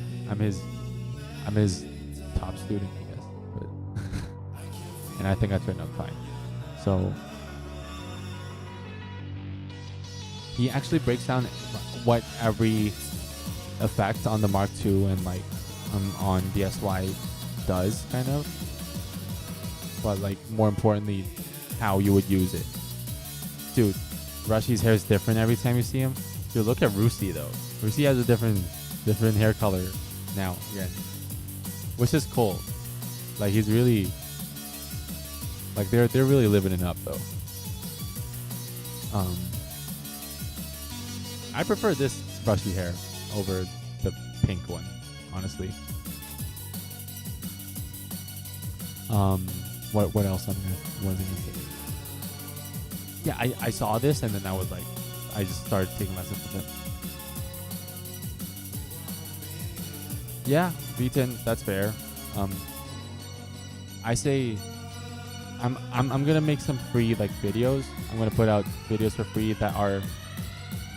I actually kind of didn't get to my point yet, just now because I kept getting distracted. I don't know. It's ADHD things. But yeah. What was I talking about? Dude, what was I talking about? Oh, right. I wanted to say yeah. The free video, right? Free videos. I'm gonna make some videos that give like the roadmap. I talked about that, right? And I'm gonna focus on, instead of giving people sounds and giving people like effects combos you can use. Like the way I feel about that is it's great, it's cool, like tutorials for tracks and everything. It's cool, but it doesn't explain how and why. Like it explains how in a very baseline level of these effects are the effects I use to make this track, but like not why. Like how, like why does the filter make this sound? Like how does a filter actually work? Why when I pull up the resonance that there's a note that comes out? Like I think that's really the important part to learn about. And if you figure all that out, then you know music, and that's really what matters. And that's what a lot of loopers are lacking. And like a lot of loopers have really cool ideas. Like I judged Beatbox NRW wildcards, NRV wildcards, and Avi wildcards. And dude, there are so many people that have cool ideas, but every like for example, like 3-4 people use the Sidro technique, and it's obviously because people are focused on techniques instead of the music, and that's a big thing. That's a big beatboxer thing, because beatboxers are like, oh, like we learned this sound. I want to learn lip rolls. I want to learn like or bass sounds, and then I put them together, and then it becomes a drop. But when you actually look at music, and good music, that like once you start appreciating music, like you figure that there's much more to that. And really what matters and what makes you rank high in wildcards is the details and how well you execute the ideas you have.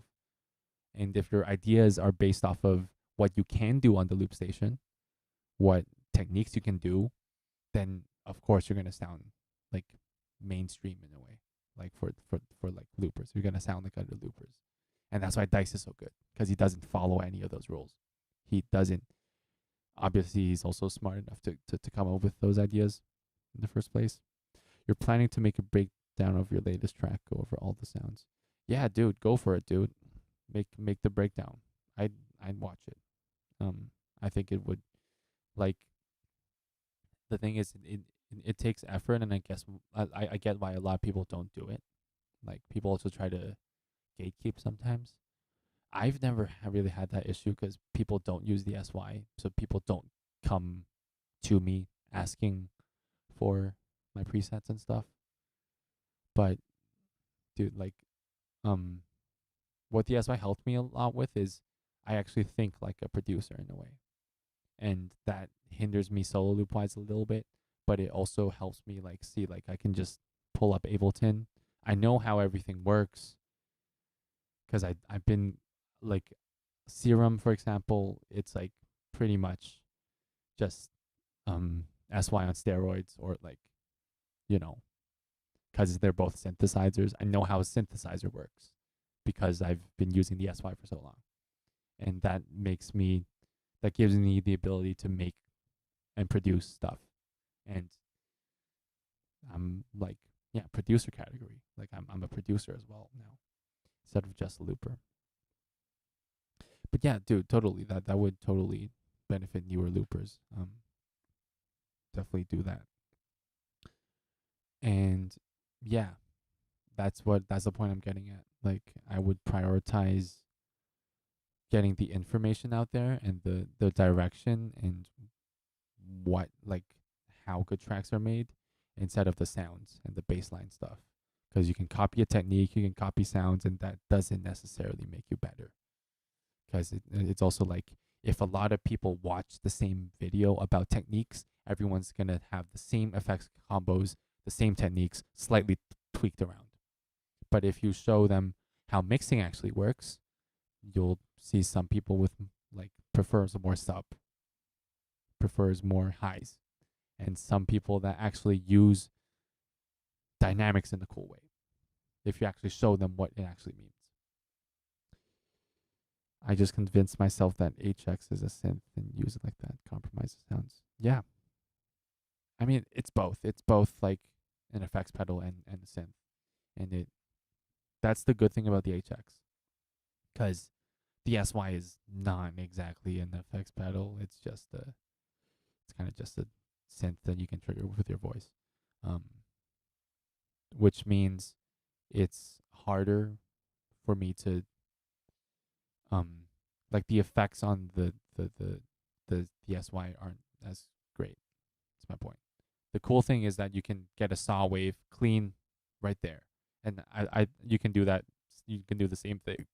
Sorry, with the HX too. Anyways, let's finish watching this one first. Yeah, music. Woohoo.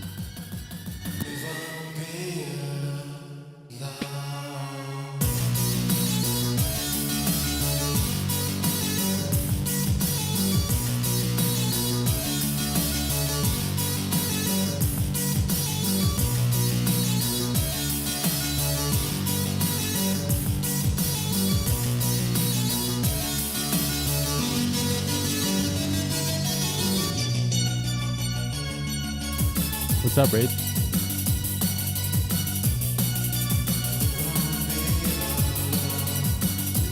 It's also like headphones matter a lot. Like Rushy here, like this track, like doesn't really have that much subs. To be fair, he made it a year ago, so like, it's still really good. It still holds up, but like his stuff now is way subbier and it's way better. And the thing about the V Moda headphones is that for people that don't know, um, it has a lot of bass. It has a lot of bass. It boosts your bass by like a ton. And that's why you would hear stuff that has, like, you would think that your track has more bass than it actually does, because the headphones boost it. And I think this is very, very important for people to know. And people do not know this. And that goes back to my point and what we're talking about information. And yeah, maybe I should make a video about this too, because people don't know about this. And it's like friends, like I've talked to Rage, you, about it. Talked to some other loopers about, like, some friends about frequency response and stuff like that, and I learned about it. I learned about all this through Rushy actually first, because he put on my headphones, my old Audio Technica M20X. It's the cheapest Audio Technica ones. I didn't know better at the time when I bought them, which has like no subs, and I didn't even know. That's why my subs were very loud in Crossroads, and then I turned it down after because I figured it was too loud, and then it was too soft after that. But yeah, V Modas are very good for listening. I agree. They're very and like they're pleasure headphones. If that makes sense. But mixing wise, it doesn't. Okay, Audio Technica. Yeah, I searched this up before. This mouse sucks. Anyways, like, see, dude, no subs. It literally cuts off. It's literally like a minus 6 dB slope filter on the lows, and the high accuracy is terrible as well. Anyways, I do go on like rants like these quite often, I feel like, on stream, but this is actually stuff that matters. Like, I actually wore these for China Champs, and my China Champs mix was fine, but it was inconsistent as well. And after that, I got these, the Biodynamic D770s. Yeah, I'll search up buyers, because these are the best for its price. Is that how we spell? No. Here, I have the 250 ohm ones, but I say get the 80 ohm ones that Rage has, that Biscuit has, that Ben has. See, like the frequencies respond is like the highs have issues, but everything else is really clean. And for its price, it's really, really good. And once you buy this, you really can't go back, and it's really comfy. It's not like plastic, like the Audio Technica ones. Obviously, at the end of the day, it comes to taste, but you can't really have taste if you started with shitty headphones, in the lack of better. Yeah, like this peak is an issue. Like I would look at stuff through like Pro Q3, and I would listen to reference tracks, and I would figure that actually, yeah, like my hi-hats always sound too loud now. Yeah, like it's like, in terms of listening wise, I would listen to some rhythm stuff or something, and sometimes it's piercing, and part of it is because of this. But dude, like, for the price, like, there's really nothing more you can ask for. This is the best you can get. And yeah. Yeah, what else was I gonna say? Anyways, yeah, if you're buying headphones, buy these. And if you have shitty headphones like these, like, your mix is gonna be bad. there's a you can't be objective when your headphones are not objective enough. And this is a huge competitive disadvantage if you're talking about battles and wildcards. Imagine if you're hearing all this and most other people are hearing this. It's a big difference. So, and this is more important than any second device or any launchpad or whatever. Fix your headphones, then your mic. And then, yeah, and for mic, I suggest the D7S. That's the one I'm using now. I won it from China Champs. It's on the pricier side. You can use the D5. I think it's way better than the SM58 that I use for China Champs. Yeah, mic doesn't actually matter as much because for one, you can actually EQ it on the Mark II before everything. So if the frequency response is not as good, if there are peaks and stuff, you can fix it a little bit. But in general, like just the sound of it in a very, very subjective sense, I think the SM58 sounds very dry, and the D7S provides more lows. It's a warmer sound. It also has very clean highs. Either get good headphones or be conscious about how your headphone sounds. I say just get good headphones, dude. Like that's a priority in terms of looping, I would say. Because if all your life you've been listening to this, which was me, and like I would listen to this on like Mace's loop or something, other people's loop, like they would show me theirs, and I'd be like, wait, what? That's so bassy. That has so much sub bass. And then I try to replicate that on my loop, and then live it sounds like shit. Because I'm wearing these, but I'm trying to replicate the sound that's this, which means I have a low boost that's like that. And live, my tracks would have way more bass. Or I would go the other extreme, you know? What do I use as a second device? I use the SY1000. For those of you that don't know, most of you probably do, this thing. I still think it holds up. I still think it's good. Dude, like Mahiro just won Japanese champs with this thing. This thing came out like 2021 too, so it's pretty new. Like it's fairly new. And it can do a lot of stuff. A lot of people who actually use the SY, like this is not hate at all. Please don't get me wrong. I love those guys like Impedance, Toonie.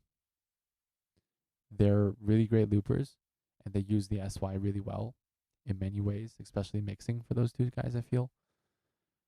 But there are a lot of things that they didn't really touch on the SY just by hearing their stuff. Yeah, it has a very similar.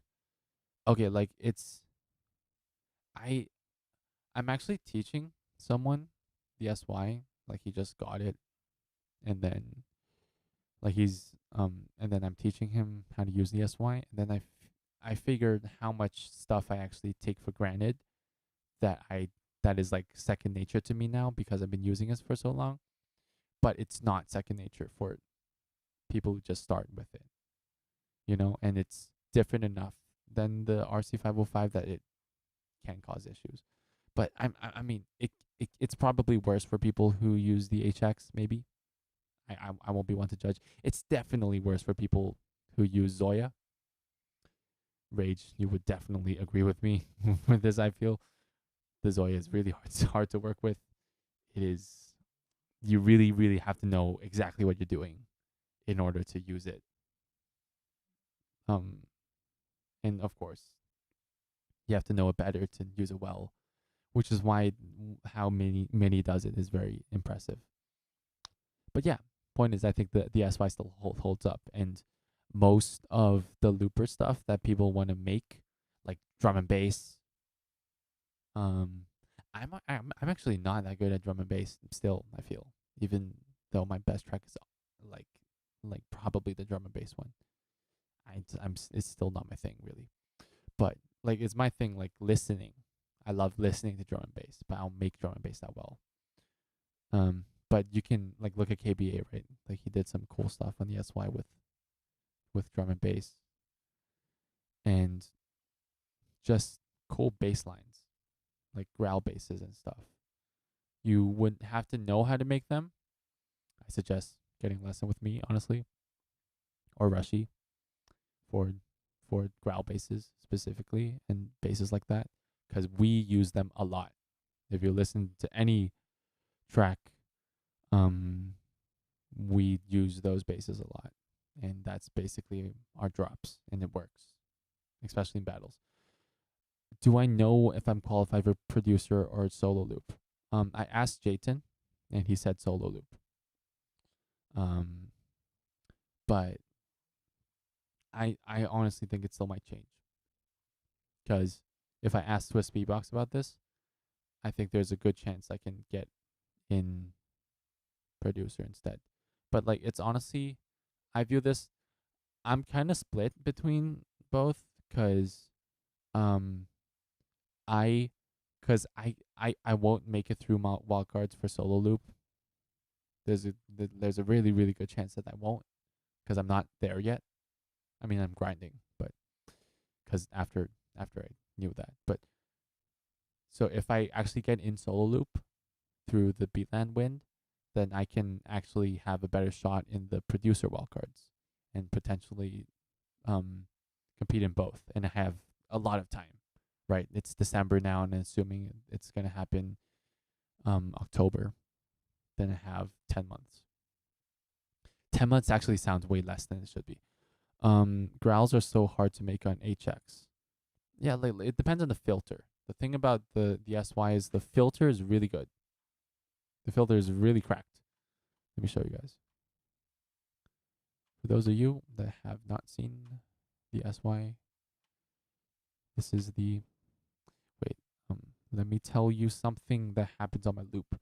When I use some input effects such as the distortion on the output, I cannot hear it while recording and when recorded with my headphones, but if it connect, that is very weird. Maybe you have some routing issue, Moyo. I don't know how to pronounce your name, but yeah, it's definitely like, firstly, it might be your headphones. Secondly, it might be your mic input level. Don't put it over 100 though. Honestly, it's probably your headphones if it works fine on speakers, and it doesn't work on headphones, right? So yeah, growls are not hard on the MK2, to be honest. Dude, Rage, like everything just seems to come easy to you on the Mark II. It's hard for me. Like, teach me if you're willing to. Like it's not like the best sound I've made is still the dude, my best MK2 track, in my opinion. I don't know if you saw this yet, Rage.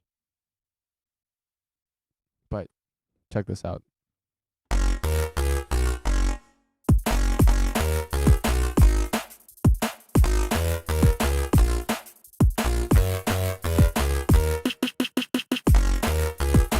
I really think this is my best MK2 track so far.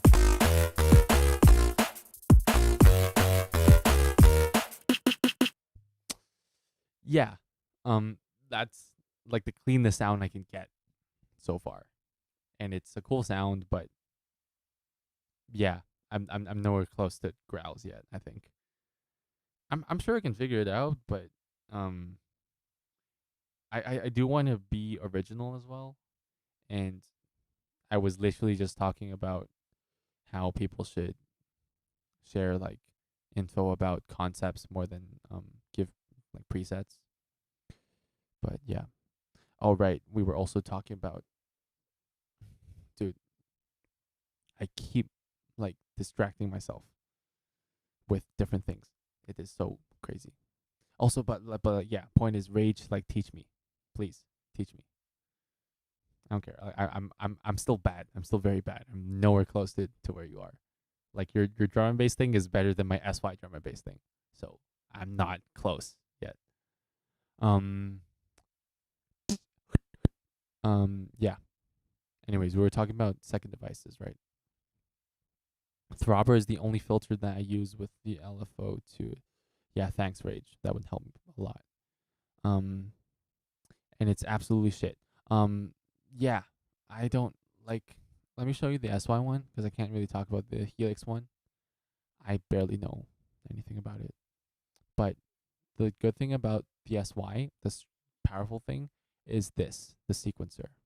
Let me put this full screen. Is that it's basically Osbot on steroids in the way that you can sequence the pitch, right? You can put sequencer 1 to pitch, and then it would just go. And then for this one, you can put curves, and this one would go right. And the lack of better representation, that's my best impression of it. But you get it, right? Pitch glides, that's how you do it. And then the filter here, you can do all of these different shapes for them. And if you want the mid-tempo bass, is this one or this one. So it actually goes, has punch to it, and it hits. Like that's how I do my mid-tempo basses, right? Obviously, the post-processing is what makes it unique and what makes it good. Really navigating through the distortion and everything. But then the growls, all I have to do is put this on. Put this to 100. I'm really giving my secrets away. Damn. Anyways, put this to 100, put this to 0, and then it goes wow. Like right away. Even triplets, dude, yeah. Like, and you can change the rate here, and the rates include triplets, obviously.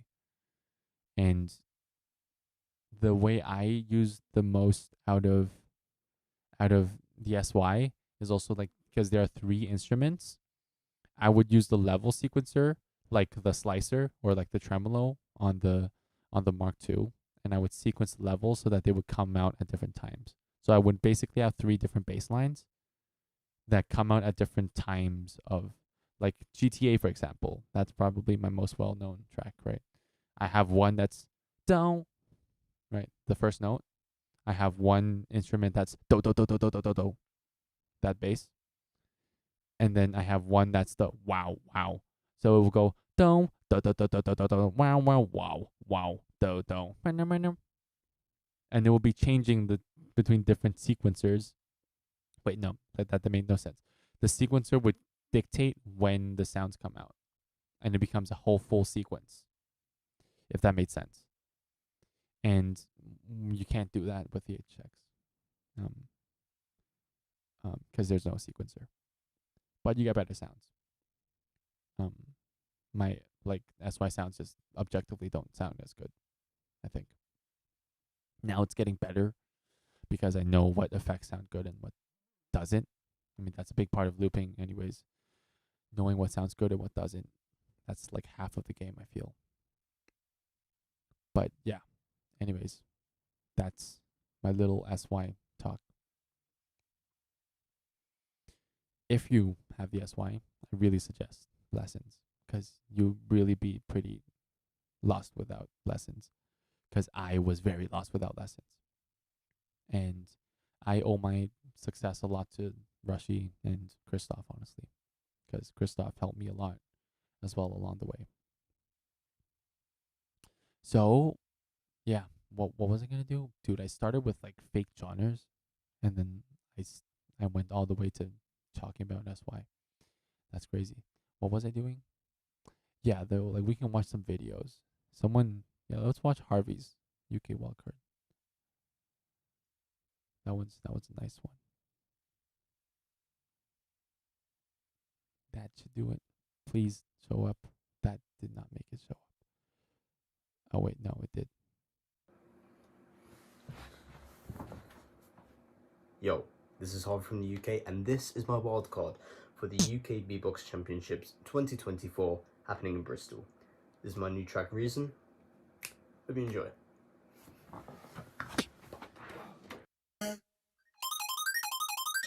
Like, this recording process is really smart. Like this is technically also the Saijo technique, but it has a twist to it. Not the effect, but like he did something different with it. It's like 2 chords and he said that sound to it. And it works. Like it creates different patterns, and that's originality, right? And that's what makes your music instead of just using the Saijo technique to make 4 chords. Like that's boring at this point. Everyone has done that. And I'm saying that out of appreciation for what he's doing.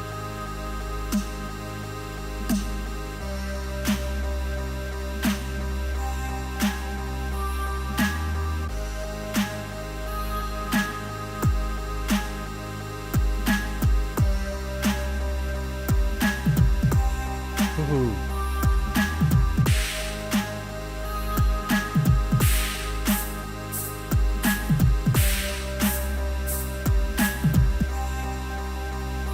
Also, Rage, if we're still here, oh my god, this pad sounds so good.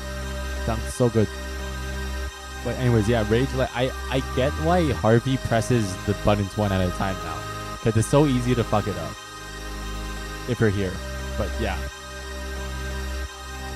just continuation of what we were talking about. Where else can I go? Time was about to slow for me.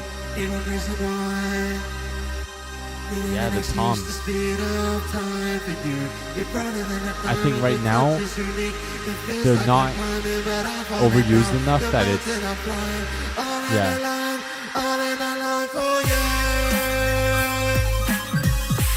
Oh yeah, I love Tom too.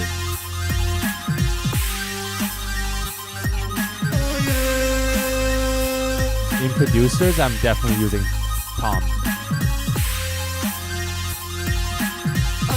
I have a lot of ideas about that.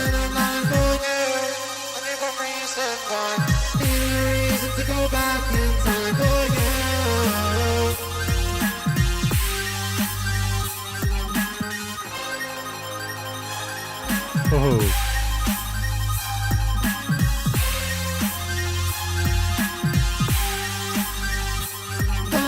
Alright, see ya, man. See ya, dude.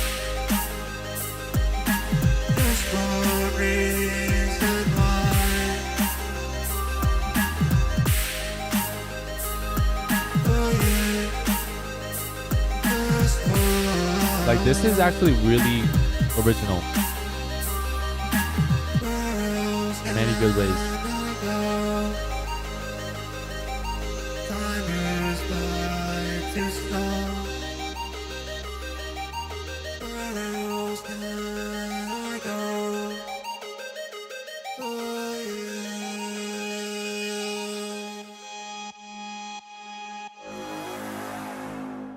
Dude, Harvey, your chances are you're not here, but you should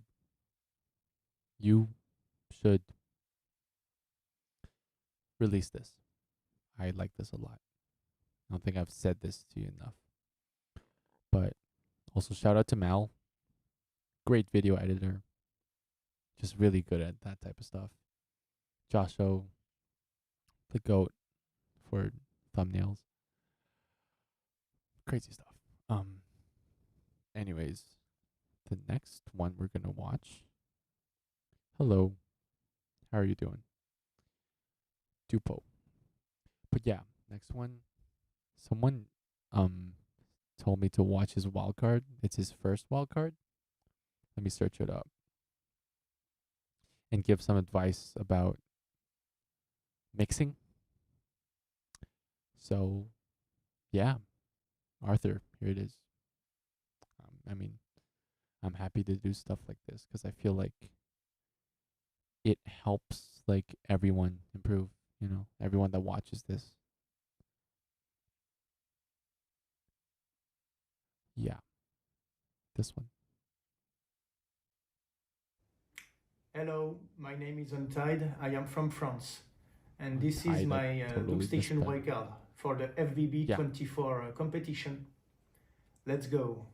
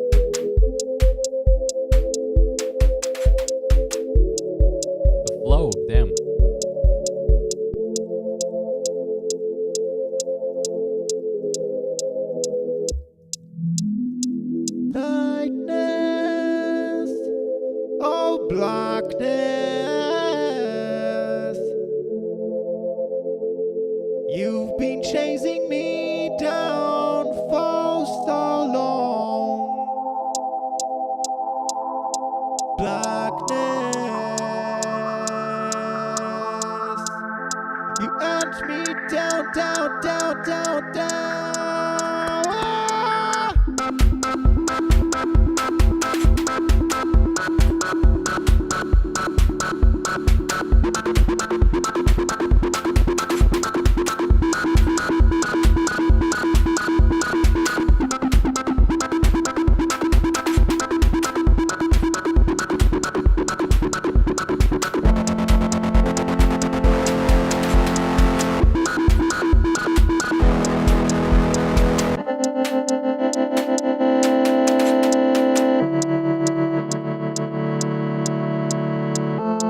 Yeah, the use of autotune smart.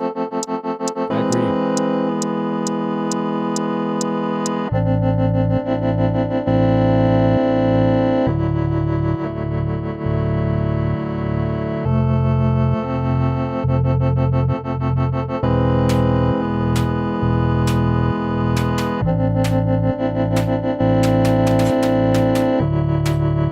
Those snares are so crazy.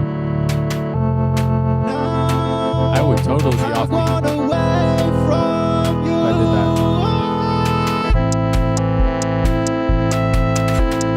Darkness, darkness, ay, ay,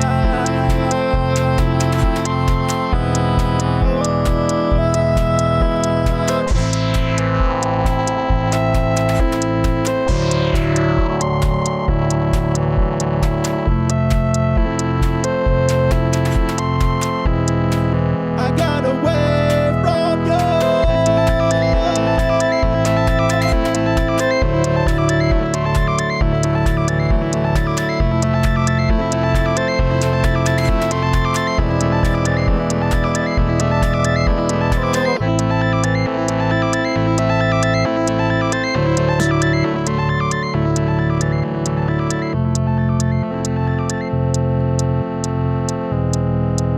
And I got to bury you. Yeah, dude, Rage. I agree. The vocals are really on point. Um, the vocals itself, like the vocal mix, is probably better than mine even. Given my vocal mix is pretty bad, but yeah, Untied, because you asked for like advice, so I think I'll be as helpful and as honest as possible, if that makes sense to you. Yeah, I think really cool ideas. I love the minor four chord in. It gives a nostalgia vibe. It's somewhere in the mix there. But yeah, the first thing that came to mind really is that you use the dry kick. I think it's a dry kick, like right here, right? Wait, no, that's the snare. Anyways, like a dry kick or like an outward kick for your kick. But I'm still a big I still suggest using the inward kick because it's just way punchier, and there's not much you can replace that with effects. And if you want a softer kick, you can still do that with the inward kick. It would still have the punch, but like maybe with a sustainer or something. Like that would be more like higher level. It's but yeah, you can make a softer kick with the inward kick, but it will still sound better. Or you can figure out how to make the outward kick work. But I think the dry kick is not the way to go, to be honest. But yeah. Also another thing is like the whole track. Like I love the melody so much, and I wish they had more space to breathe. I think I would put it that way. I think that's the nicest way I can put it, and really, it's because the ideas are great, you know. You use Osbot for the melodies and the chords, and if we're just talking about let's not talk about frequencies yet, right?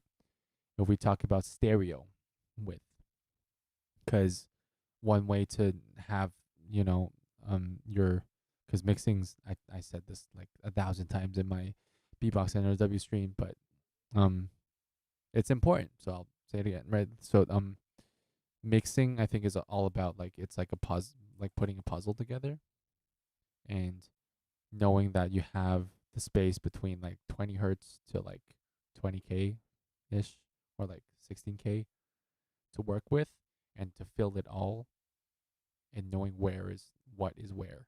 And if you have certain elements that are in like the similar frequencies, namely the Osbot melodies and Osbot chords, because it's literally this like similar sounds within the similar frequency range, like the note range, because it sounds like 3 to 4 octave range of Osbot. One thing you can do is make it stereo, or make it them different parts of, like, that's what MB14 does when he records his voice in harmonies, right? Pans it left, pans it right, and then he sings in the middle for the main chorus. That's one thing that can help. But also your track has to, like, right now the most stereo thing is your hi-hats. And then it's the chords probably. But the chords are way less stereo than the hi-hats. You probably put chorus on the hi-hat or something. And I think it can, be more stereo. And maybe some of the melodies can be, especially the one you added like later on, like this one, I think that one can probably be like up an octave even, or like a different sound. Maybe it's grand delay instead that has more highs, so that it's in a different frequency range. Because let's just do that, right? What I use a lot of times is Span. I don't really use it that much anymore, but I use Pro Q3 now more so for actual. The point is, you're trying to fill up all this, and most of your sounds were like around here, and that makes everything crowded. But instead, if your chords are like around here, which you can fix with by using different effects, or like by EQing it, Osbot is fine. Osbot for chords is fine. Put it here, and then your melody can be like here, maybe an octave up, and then stereo as well. Maybe you can pan it, like auto pan or whatever, like stuff like that. And then, yeah, and then subs. Like subs is another issue, because like you added the bass like later, but the thing is, it can be a stylistic choice, I guess, but conventionally you want to have the bass at the drop, because like in your first drop there was no bass except for the kick, and your mix and your mids were crowded, as what I said. So what it would look like here when you were on your first drop would be your kick would be pumping here, but then there would be no bass. So especially live, they would just hear the kick on the bass, and that would be thumping, but there's nothing wrapping around it, so it won't be full. So instead of like how would I do this? Like that's a terrible explanation. Okay. Instead of that, it'll be like, which traditionally in house music, like that's just not how it goes. And especially for wildcards, unless you have a very solid reason to do that, I would suggest adding the bass in earlier, and then maybe just putting it on a drop, and then take it away on the build-ups to create contrast as well. Because you're not supposed to fill the whole spectrum all the time. You have filters, and you have other stuff that, like, on the build-up, you want to maybe take out the highs when you're singing, so you have more space, and then you push it up, and then drop, and then the bass is there. Stuff like that. Point is, I think, yeah, there are a lot of resources for kicks. I'm kind of jumping around here. I hope you don't mind. I'm just, again, I'm being honest, because I think this is what helps. This is what helped me a lot when I figured all this out. Yeah, I say add a sub layer earlier, and then the mids should be like pan stuff differently, and have the mids like carry different spots of the frequency spectrum, and it makes a big difference once you do that. Yeah, that would be what I would want to say about your wild card.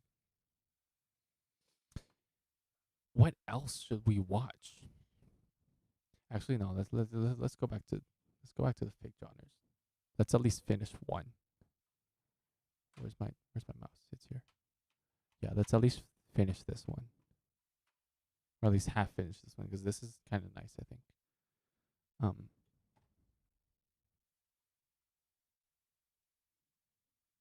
Wait.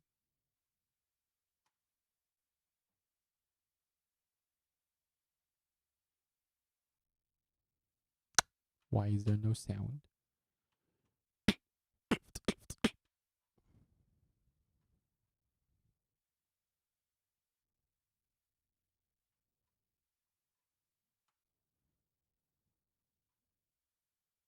That is so weird. Why is there no sound?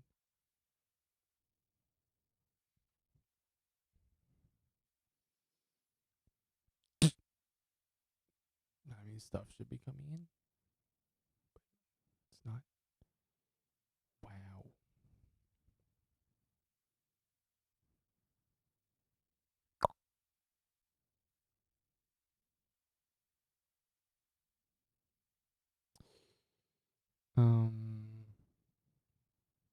I probably have to restart Ableton. Let me do that. Wait, yeah, like YouTube works.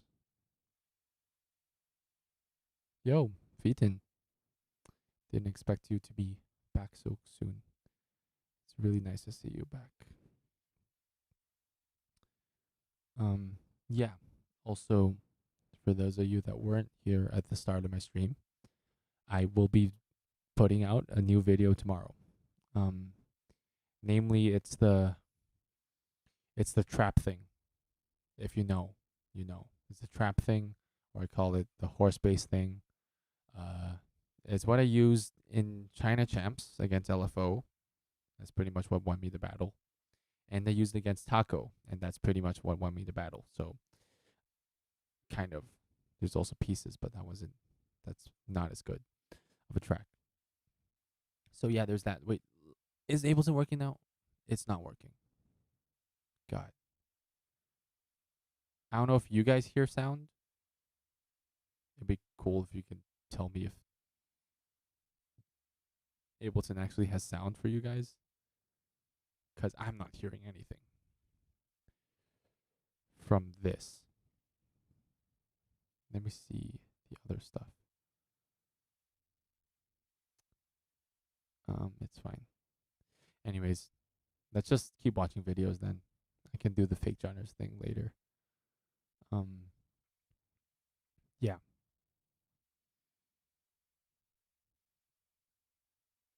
Wait, yeah, China Champs. We were talking about that. So let's watch China. This is yeah, let's watch this one. This one's cool.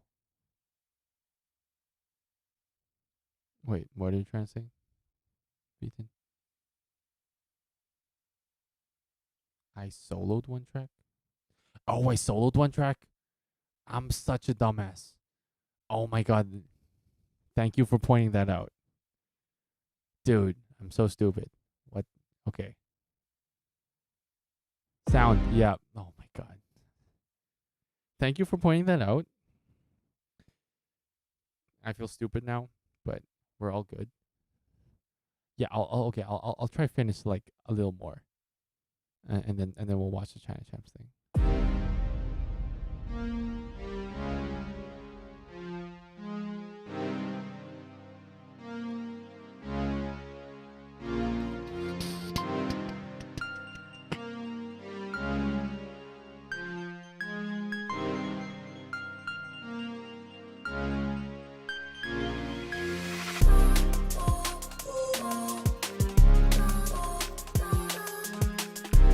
Yeah, we all have moments like this. Right. I gotta make this wider.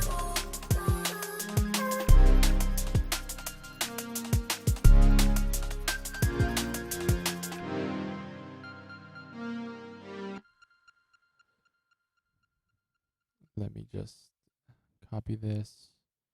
Maybe change the melody around a little bit. I don't even know what this is gonna sound like, but hopefully this works. This should work. It's like in the same key. It's worst case, it's just gonna be a little weird. More reverb, I think.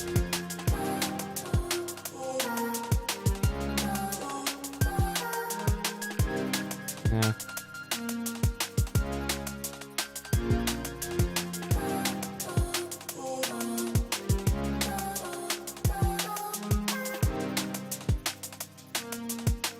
The drums actually sound really nice. Damn. We're still on this genre. Oh, I just got back on this Red Frost. Yeah, I got distracted for more than an hour. Damn. But yeah, I was talking about SY stuff and GBB and was watching Beatland videos. It was, I mean, that's part of what I wanted to do anyways. Watch videos. But yeah, tell me if this is entertaining for you guys, because maybe it's not. I could just stick to watching videos. This is fun to me though, and I get to create ideas, which I really need to do. The bass should keep going, and then we should probably switch it up here. How do liquid drum and bass tracks usually go? Yeah, I was distracted. I was stuck in the middle.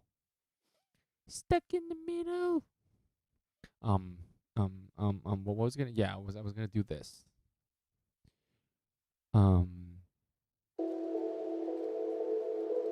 One touch to show me. One touch to loosen. Damn, I need more highs. Damn. I need way more highs. What? Okay. It is also lo-fi though. I don't know, man. Yeah, the goal is not to mix this perfectly anyways. It's fine. I need to crash. I remember I was on this. I need to crash. Crash. I think I have. Dude. No, this is gonna suck. So, yeah. Oh, ew. I'm not a fan of cymbals.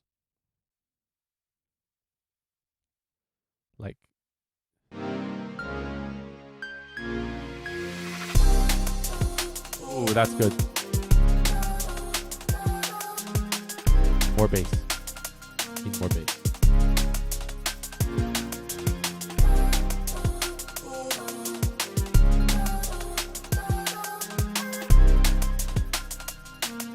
Less percussive. Let's choose. Oh, nope. That's bad. It's alright.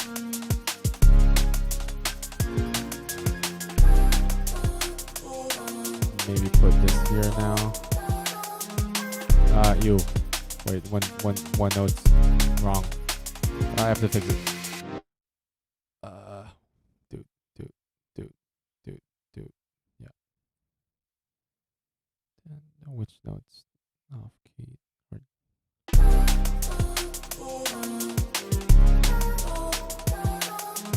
Oh, that one. Yeah. Oh, right. You know what? This is sounding too drum and bass. Let's make it more lo-fi. Hey, Christmas.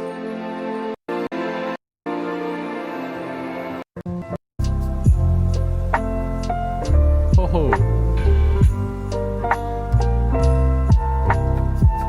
Yeah, I need. Okay, I also need the lo-fi noise in. Lo-fi noise.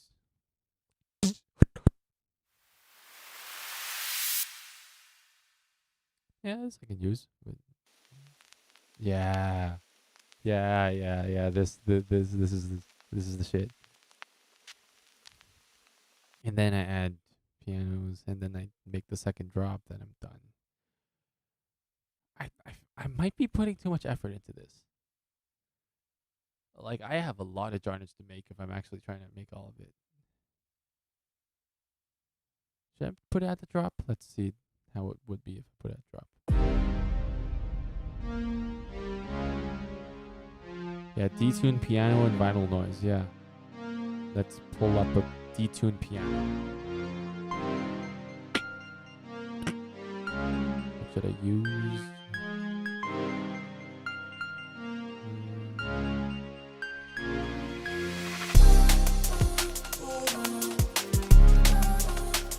Yeah, that's good. Damn. Yeah, the noise works. I just have to make this hella stereo. This would work.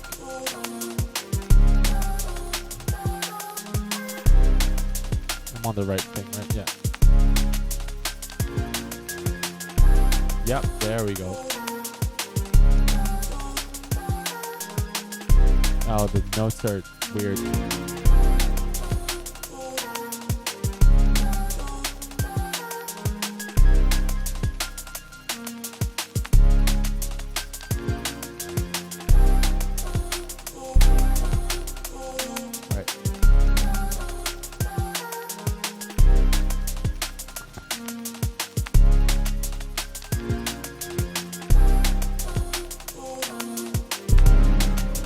Yeah. Scared me. That works. And then this thing. I think this thing would be good for this to put instead of that. And then let's get another type of noise. Nah.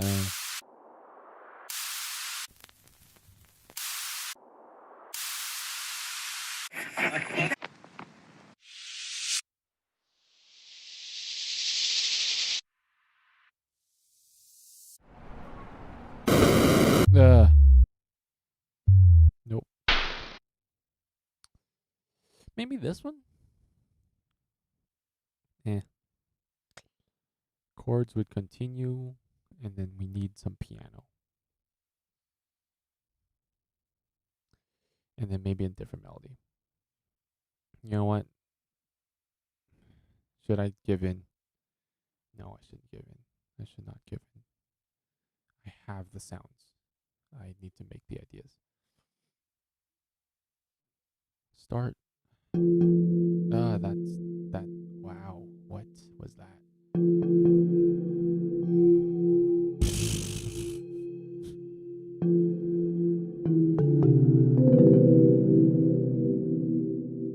That is cool, but it's also a little too weird. Where is... Let me just get some serum. I made some cool detuned pianos before.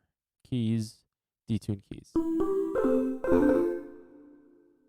These are key-y enough, I think. You know what? I'm gonna go slightly on the easier route. I'm gonna do this. I'm gonna just get the higher notes in. That should be fine. Put this an octave up. And then do that. And then whatever good comes out of it is whatever it will do. Let's do that.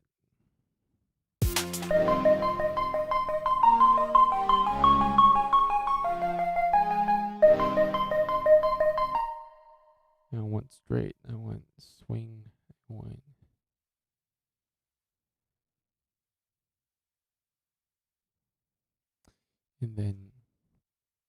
I want to see the MIDI, dude. Like, there. What? Why can't I click the MIDI? It's a little too late for my little brain to be working. Okay.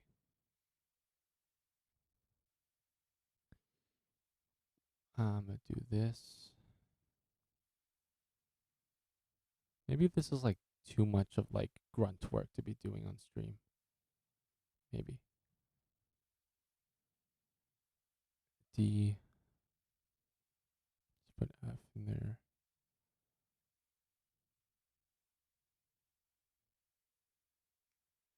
Yeah. I'm a little slow. Maybe that's what.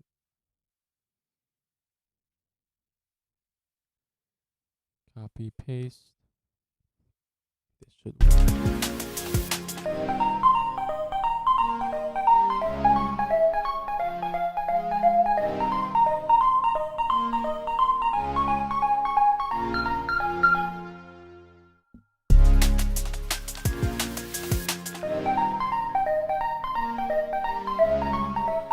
Yeah, I know this is pretty bad. I'm gonna give in. Piano melody.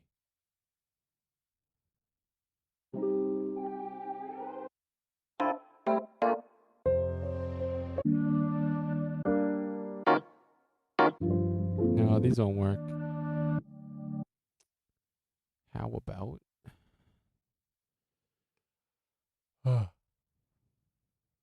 yeah, I'm gonna just finish this real quick.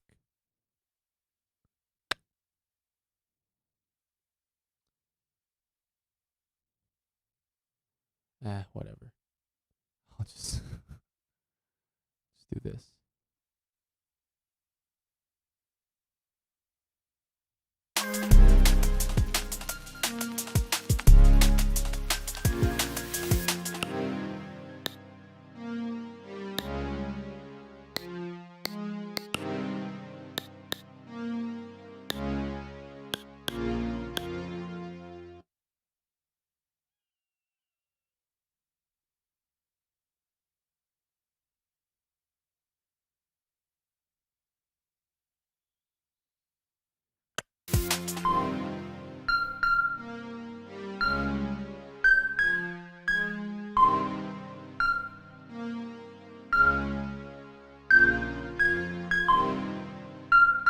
Yeah, I'll just finish this later. This is sounding pretty good though. I have not produced like this in a while. Anyways, let's watch some China Champs videos. That's more fun. Anyways. Yeah. 中国 B-Box 锦标赛的设备组决赛，来的声音。OK， 由咱们 LFO 先来啊，大家把声音顶到最大。3, 2, 1, B-Box。That's the piano I was looking for. And bro just did it with his mouth.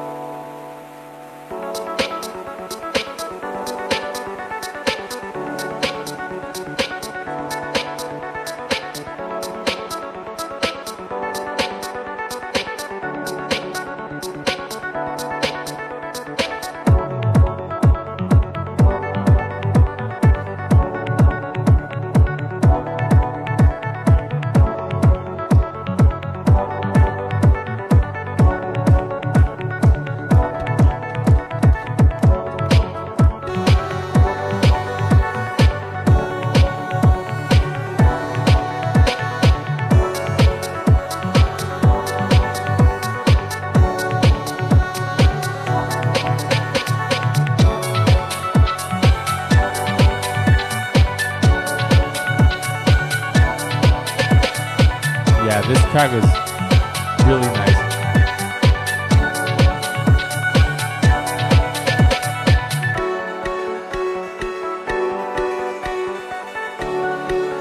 a really cool idea.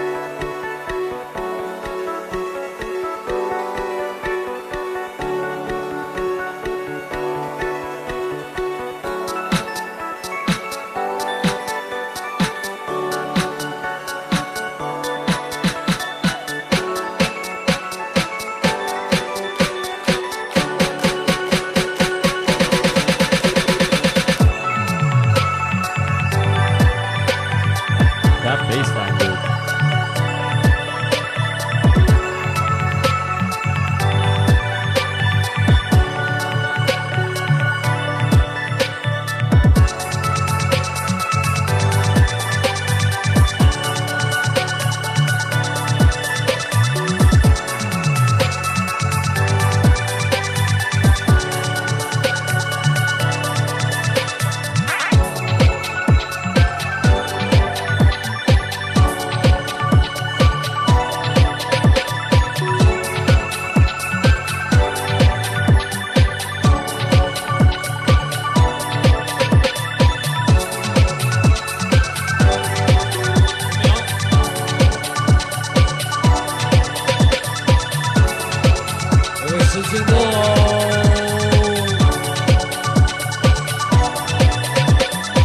OK， Yeah, like the thing is, like that didn't feel like 3 minutes.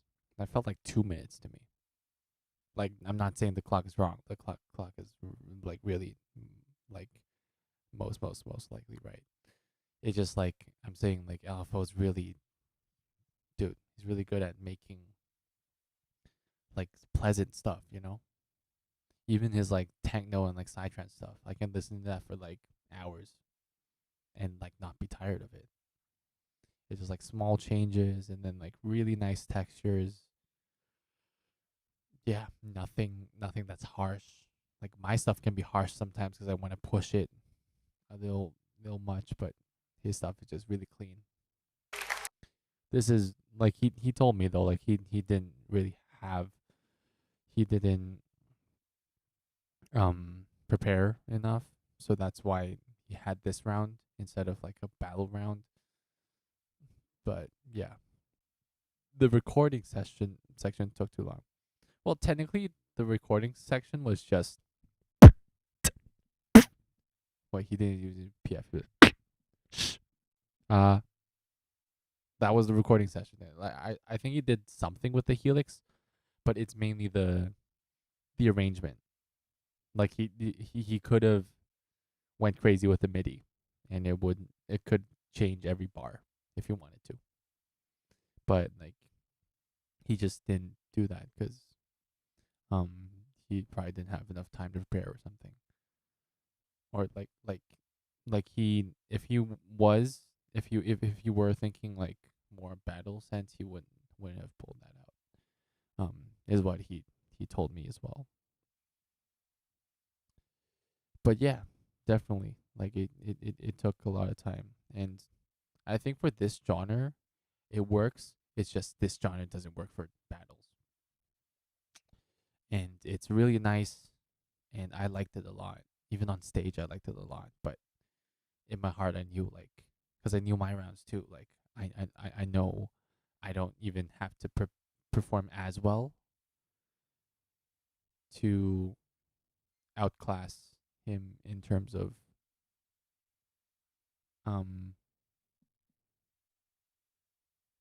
in terms of battling. OK， 接下来咱们邓哥反击 ，3, 2, 1。你喜欢 house， 我们来 house 好吗？ What I said there is, I know you like house because his thing was half house, right? Let's do house.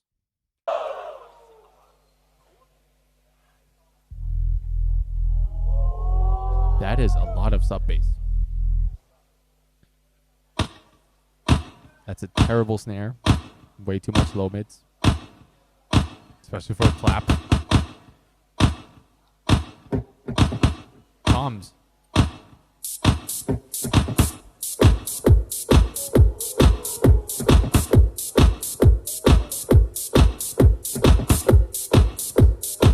Kick was too short.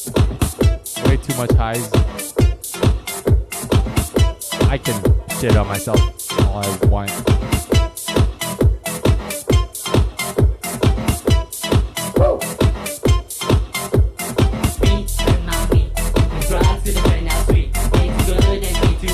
The subs are good.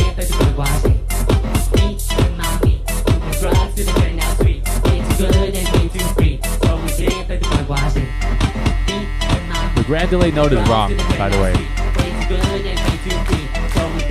I fixed it now.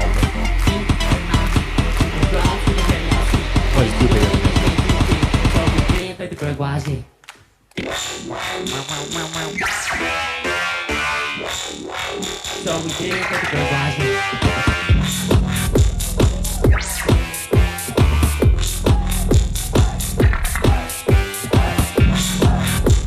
The delay sounded terrible. But yeah. Oh my god. Osmo. No, it's wrong. Ew. The Osmo note is wrong. Like probably what happened was I accidentally touched the input effects knob, so the robot note is wrong. Maybe that's why. But now everything's off, which sucks. I can tell how you've. Thanks, thank you, Victon. I agree. And the big thing is the headphones. I repeat myself a lot, but the mix wise, I think it's the headphones that mattered a lot. And after that, my sound design also improved a little bit in terms of I tried to find sounds that are more full and less plasticky. Because it's easy to make stuff that sounds plastic on the MK2, I feel like. Plastic box stuff, you know.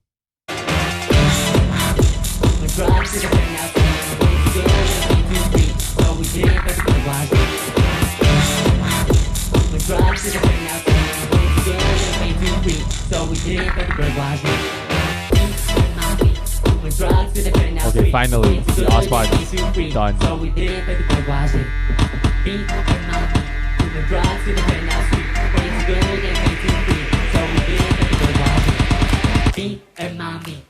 I turned off the snares way too early.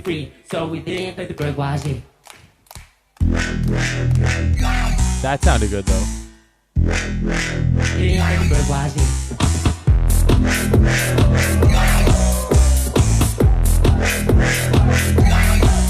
That patch no longer sounds like this. This is probably better.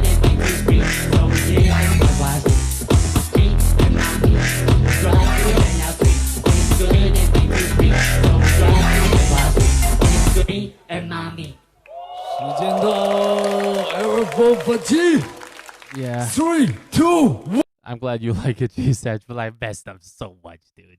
The Osmo, it's like, I mean, yeah.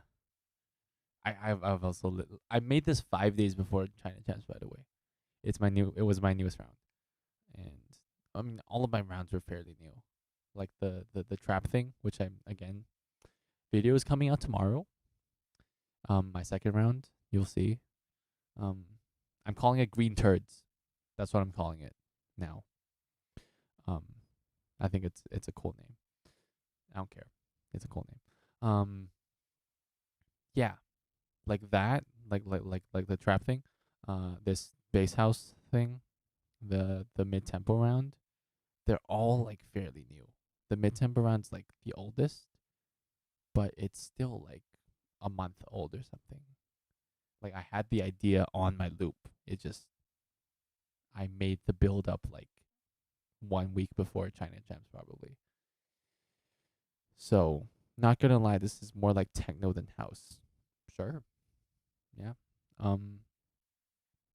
I definitely, because this is my first bass house round, kind of, if you don't count the game over second drop.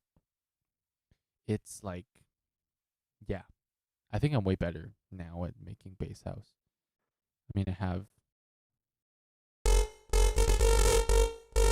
it's not my track, but like this is way more on point already. Like the sounds, the drums, everything, and this is one device. Like, yeah. point is change your headphones. Your mix would be better if you're not using good headphones. One. LFO second round was good though. I liked it a lot, even on stage.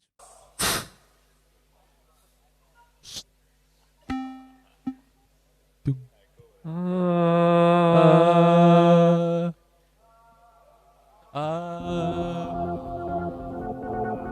sounds so good. The sound is so good.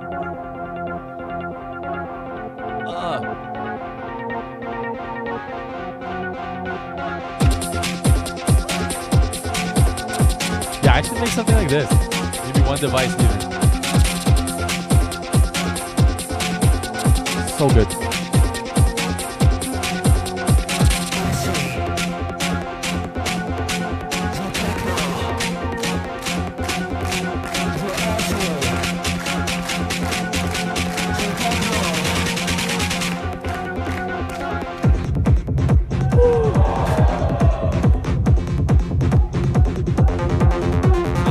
The texture.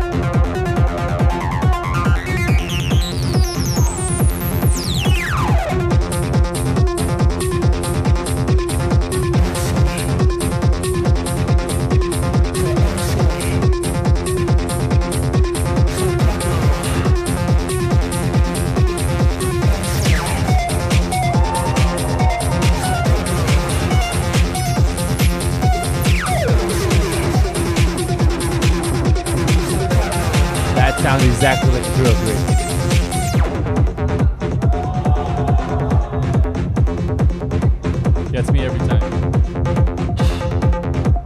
Also that kick.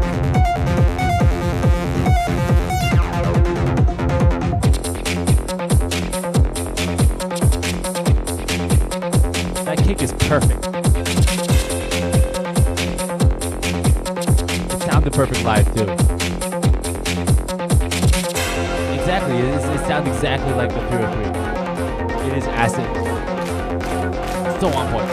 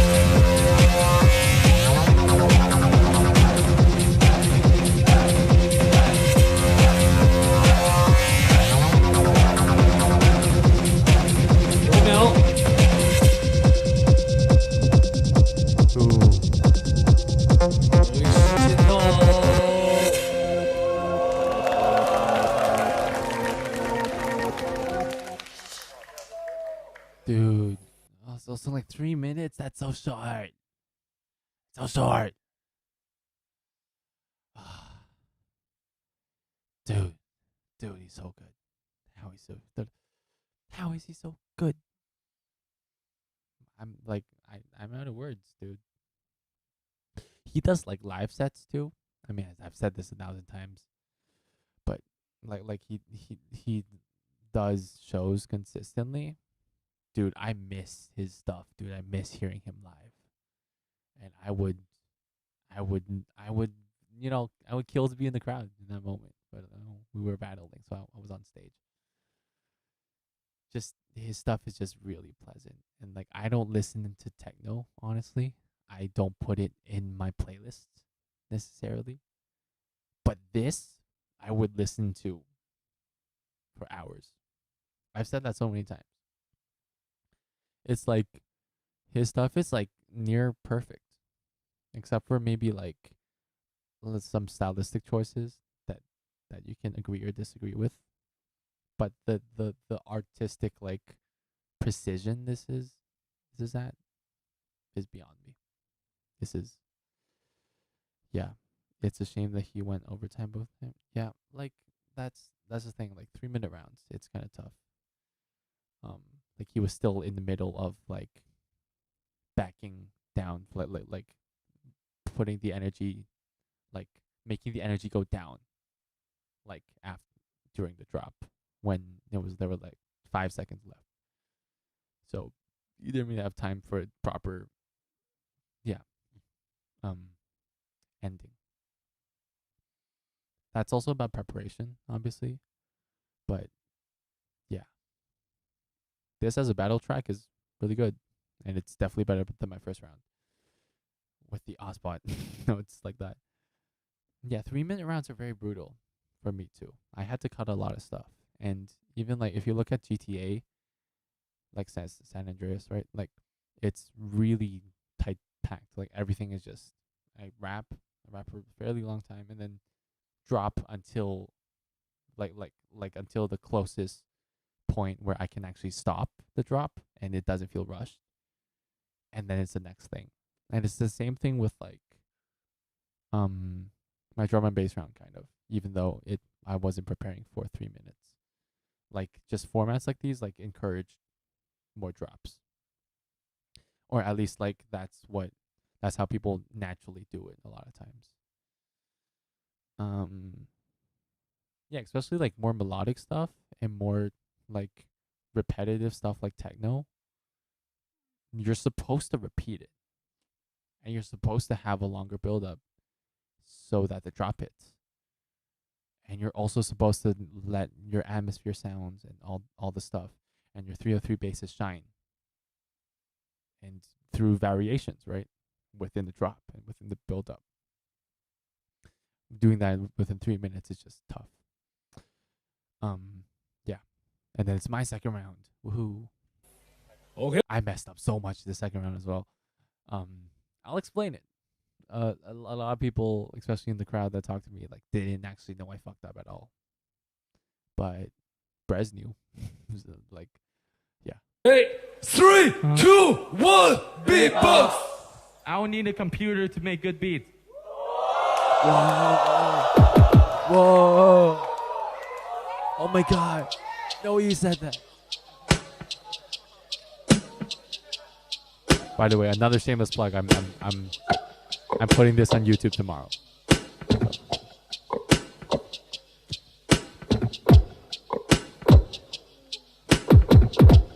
I'm really proud of how that one shot kick turned out.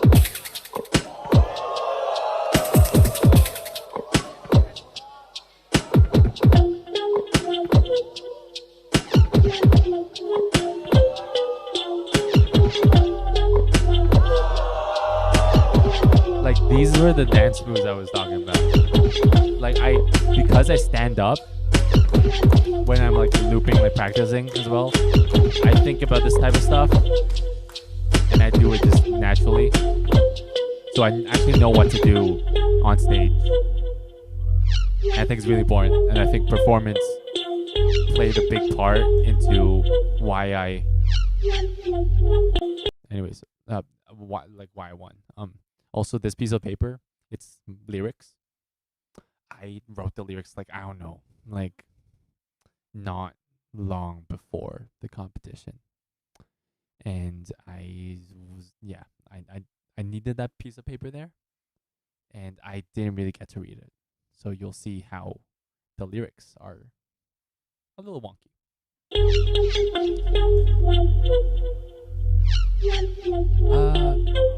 Yeah, look at the dog in me.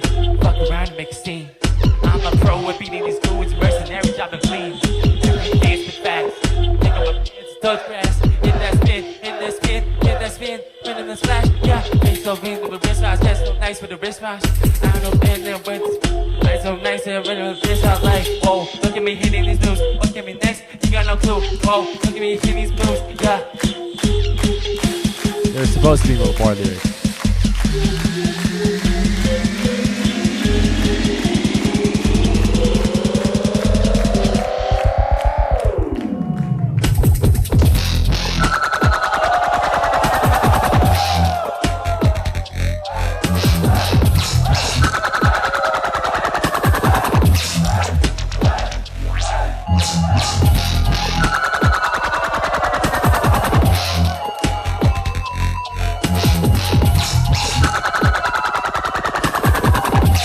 Every time I watch this, how there's this just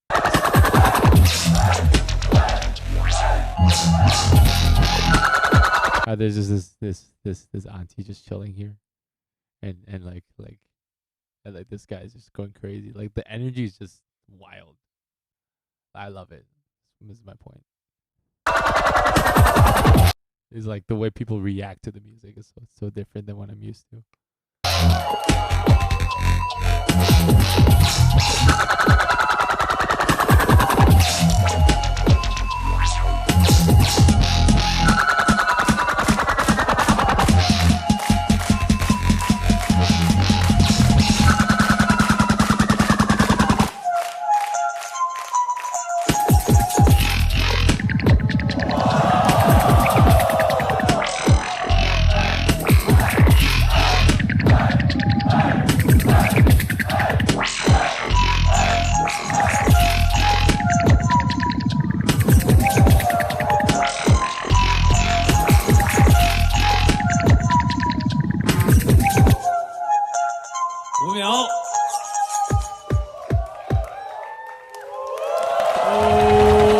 But yeah, you said that you always far too weak. Yeah, like sure. I changed it. I changed the track a bunch for Beatlands, and I changed it a little bit after even. And yeah, you'll get to see how it is now in full form. I added some lyrics. I messed up a bunch here. Mainly with the lyrics. The drops were fine. I changed the second drop patch a lot. Like and now it sounds pretty different, and I like how it sounds now more, which is good. Cause like for like GTA, like San Andreas, for example, the second drop patch now sounds just completely different because my main settings for the Mark II is different, and I can't make it sound the same anymore, which is sad. Cause people probably like me performing that in Crossroads was probably my best experience performing one track out of my like whole career.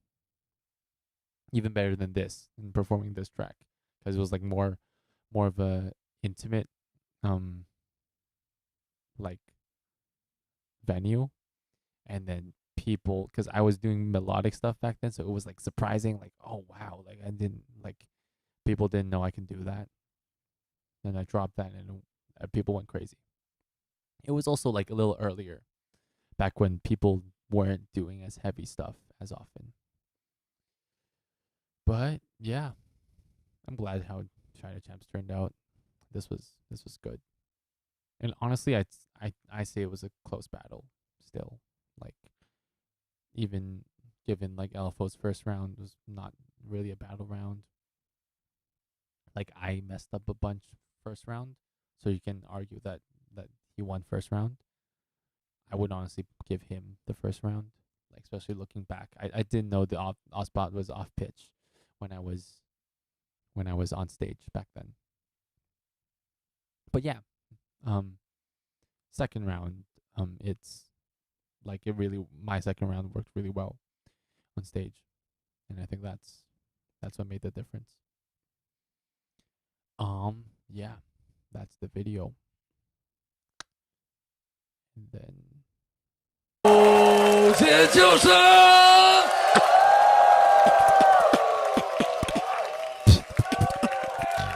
感谢设备组的两位选手，也让咱们的评委 Raceman 决定。2022中国 B-Box。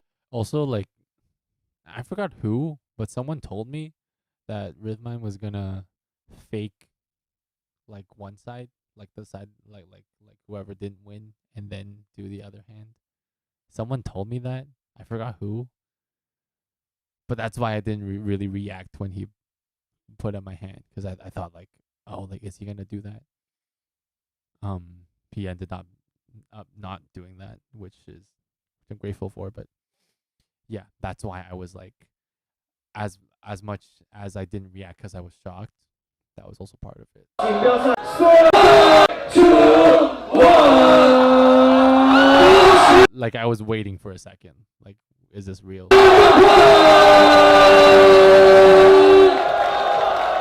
Yeah, shout out to Rashi. He's the guy.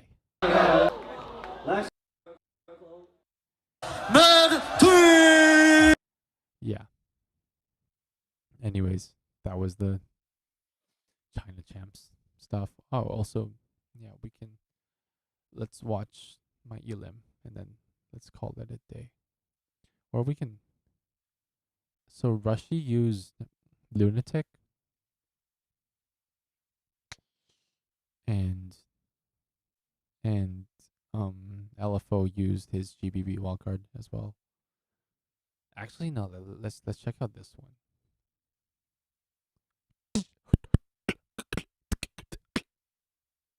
Yeah. Oh wait, this is 2021. I went 2023.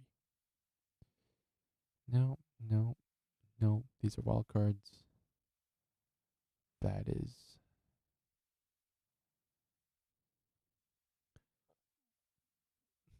God, where is this? Haishin.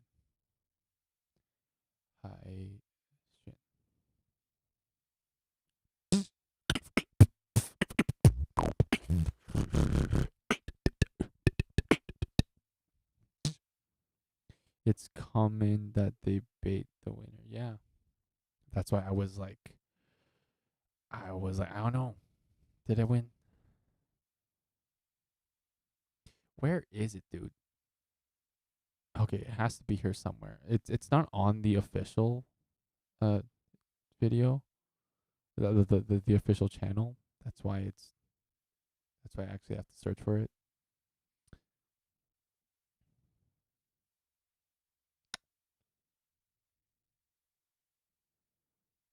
So I watched this one. Oh wait, no, it is. Whoa. It's like the stream, I think. That is very loud. But OK， 倒计 yeah, 时 dude, like 3、 his thing was really good. 2、1 Beatbox. So he sampled Ospot.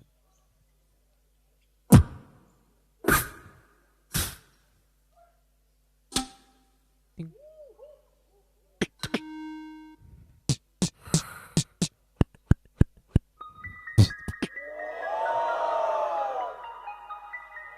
That sounded so good live.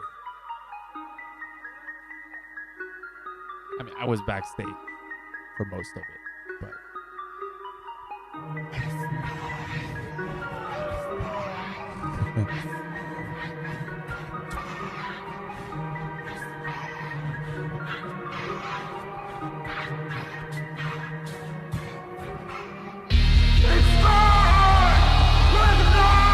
like, this is really original.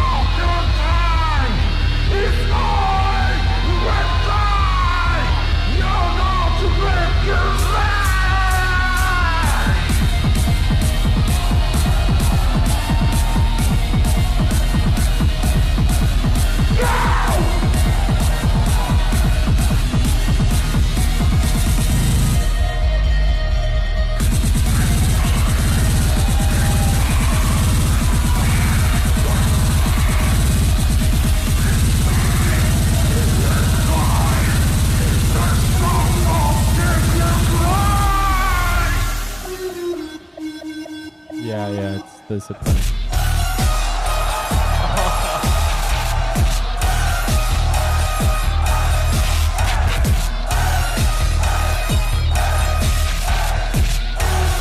Oh, I miss this so much.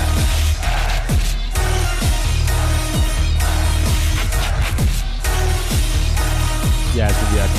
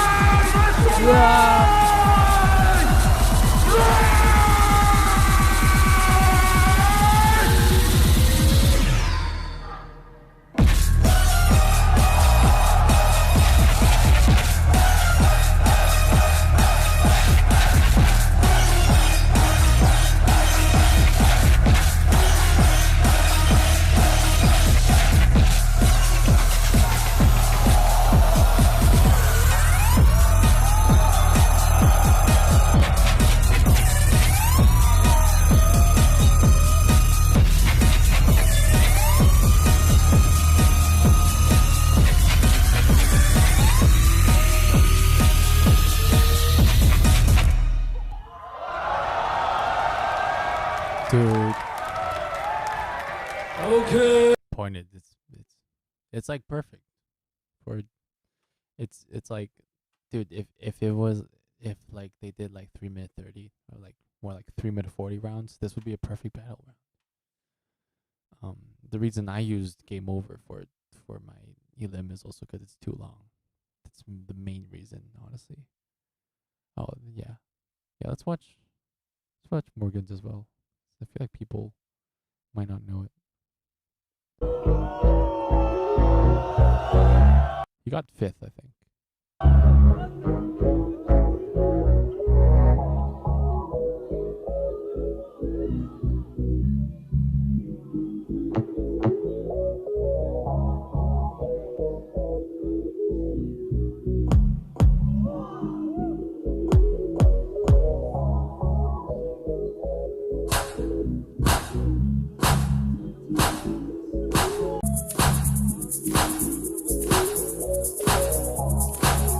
Yeah, Morgan's like performance skills is also really good.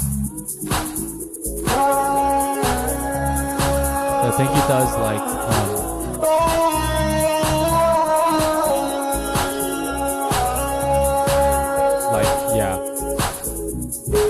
like theater or something, Chinese theater, I think.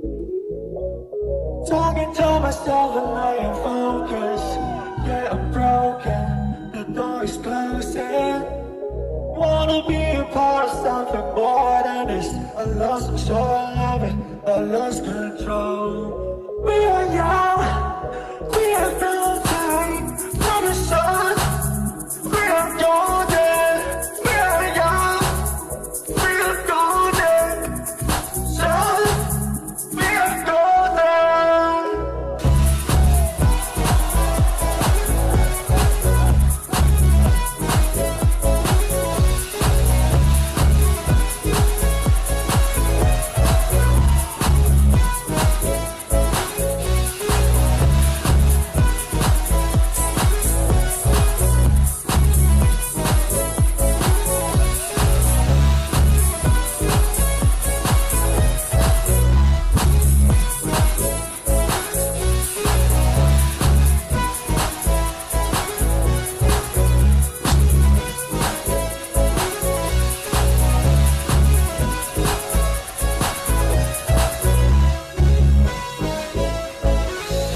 Yeah, dude.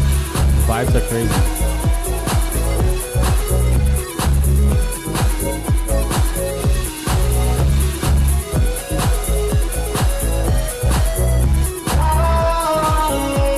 Yeah, I think this is like perfect for MK2 stuff, you know?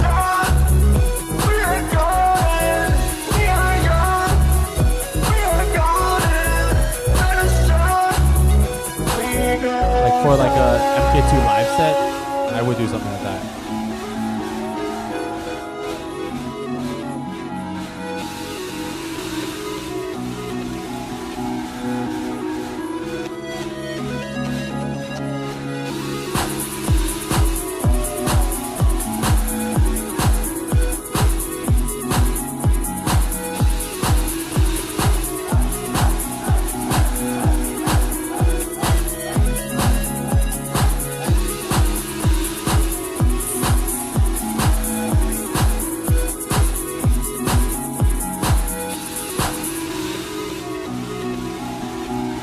Yeah, the vocals aren't really, I mean, it's live, so live vocals are tough.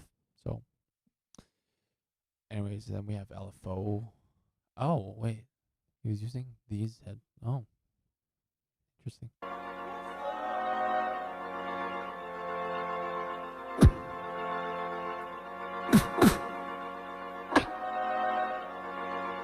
So good.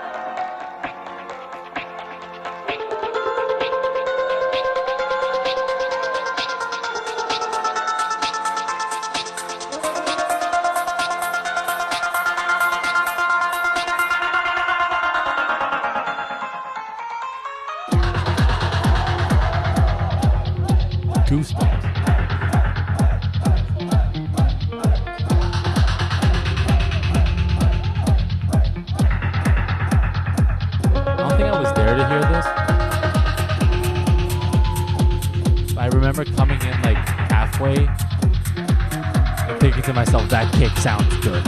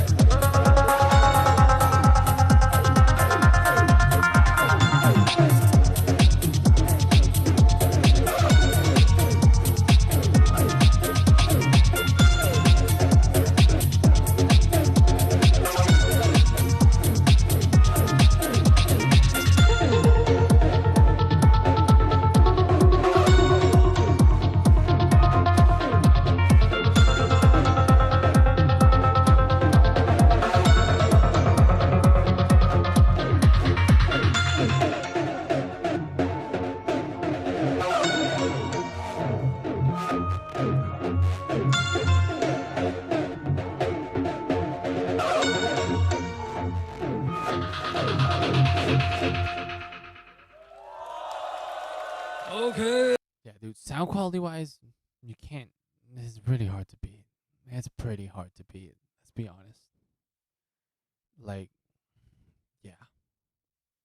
Wait, let's find the others. But yeah, like just sound quality. It's just crazy. Then this one has me in it. Let's watch Rushy's first. I think. Wait, why is? Oh yeah, Rushy. Wait, yeah, Rushy is here. Let's go here. 感谢2号选手 PPX。 Also shout out to PPX. Also really cool Chinese looper.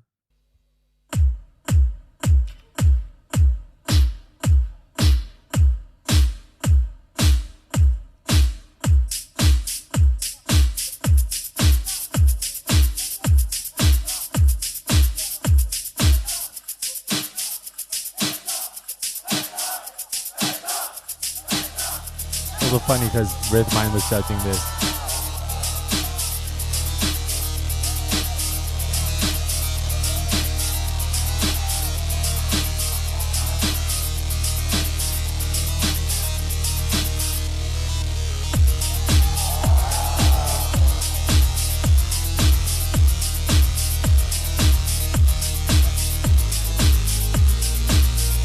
Yeah, this is just so on point.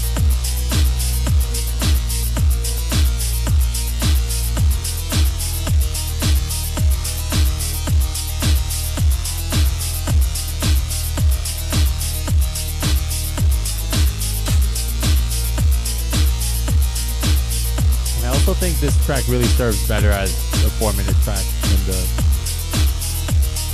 the original version, honestly. Are you ready? Are you ready for my rapping? 1, 2.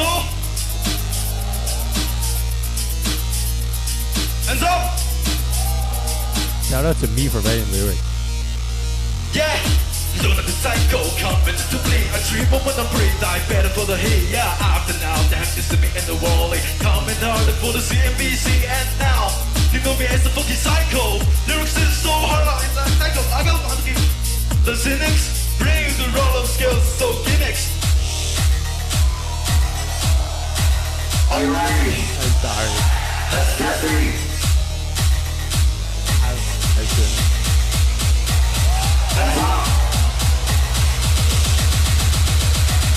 You can see I'm freaky, romantic. That slaps. Those growl basses.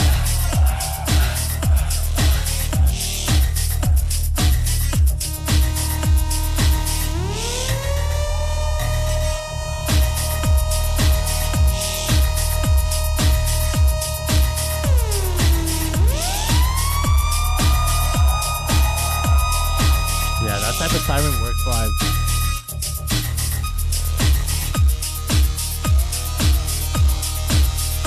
Again, small changes that work. That makes it not repetitive. A little bit, but makes it better. You know? I love this part so much. Love how he tremoloed that.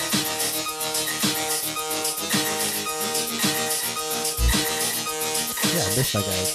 Damn.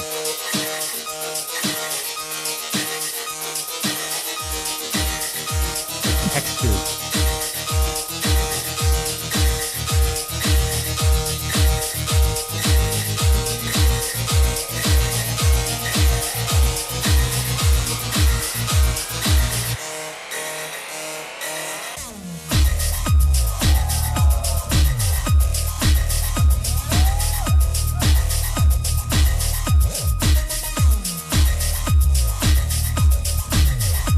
Really smart.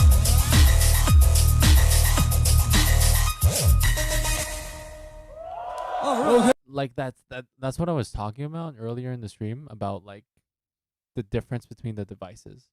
Like SY, it's really strong for making stuff like this, but everything just sounds like sharper and harsher in a way, because that's why it's very loud and it's this like there are a lot of highs and a lot of sounds. They're not round sounds.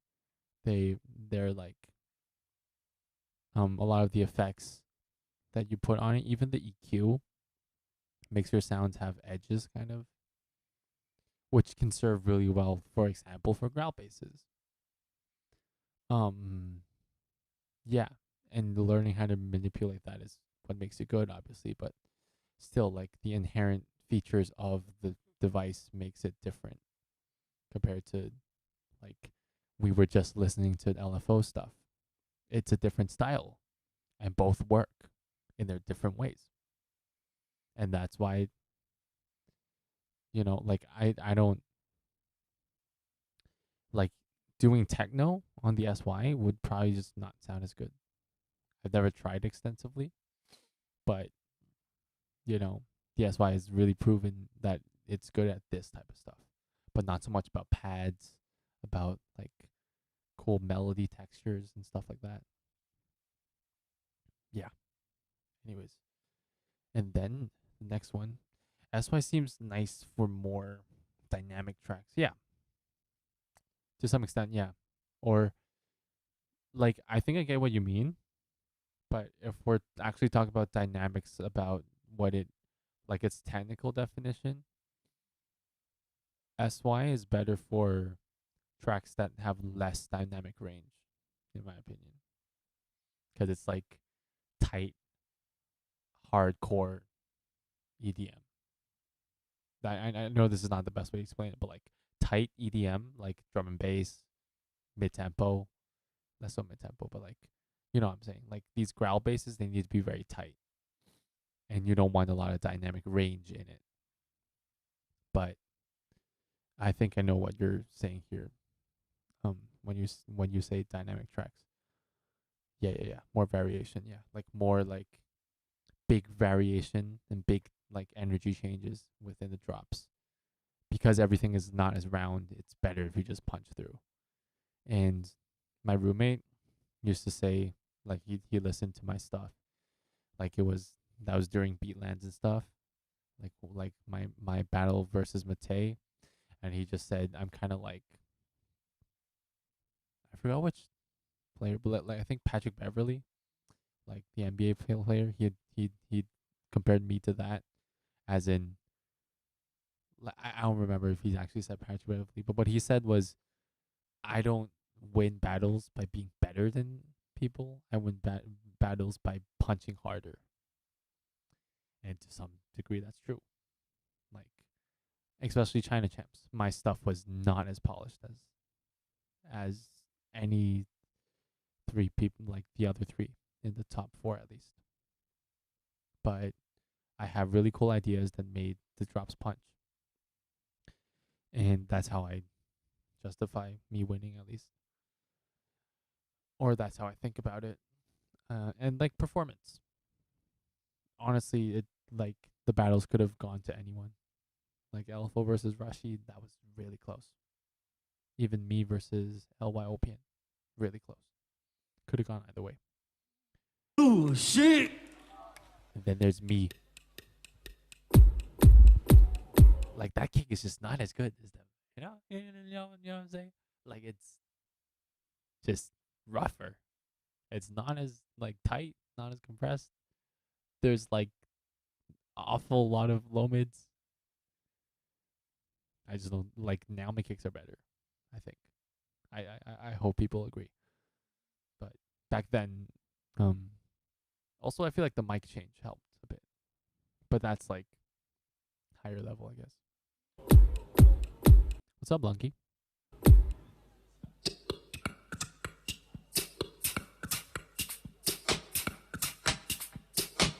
Yeah, I used to like not top the mic. Now I vary. Depends on what sound I want to make. Like that kick is way too loud. Again, it's my stuff. I can hate on it as much as I want.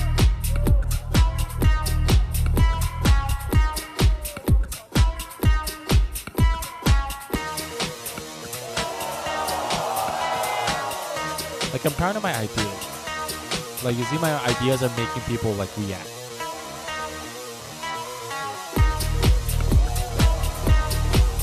Yeah, this is China Champ Sealim. Oh, also we did this, like me and Rashi. Shout out to Rashi. Are you ready to fight? Are you ready to fight? Are you ready to fight? Are you ready to fight? Are you ready to fight? Fight, fight, fight, fight, fight. No, it's Ilim. Forgot to put the kick. Also, the sequence is off.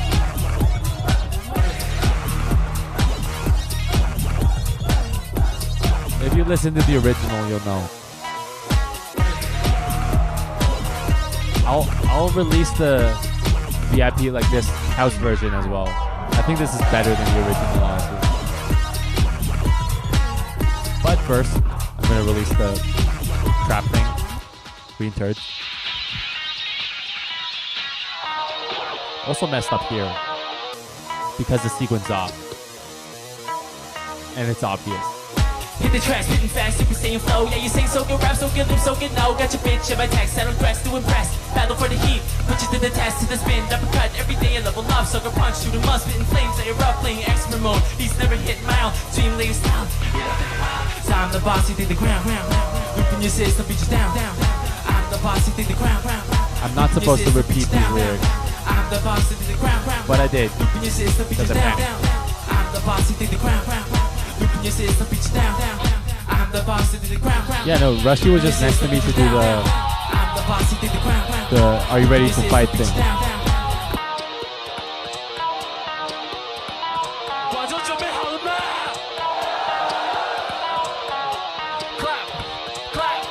Dude, this.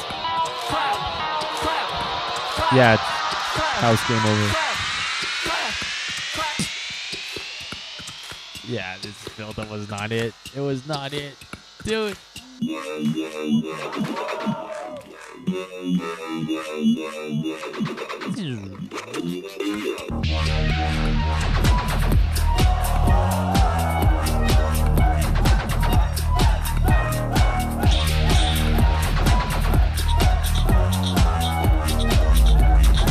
Feedback.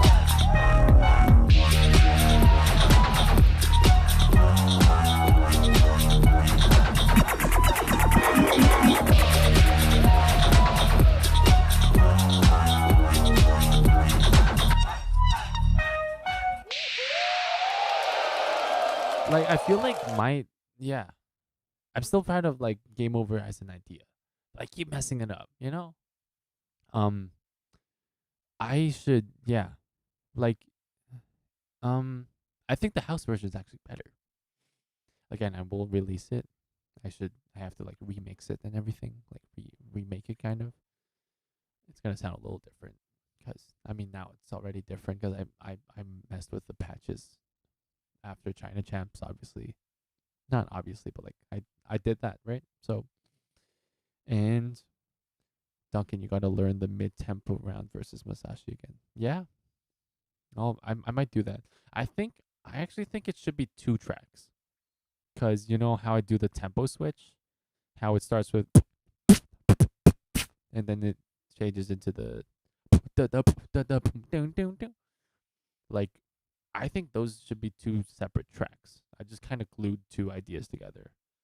And I had to talk I had to talk my trash anyways.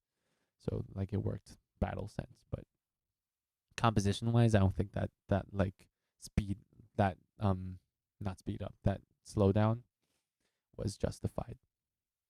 Anyways, so what ended up happening in the limbs was I got first and Rushy got second, LFO got third, and LYOPN got fourth.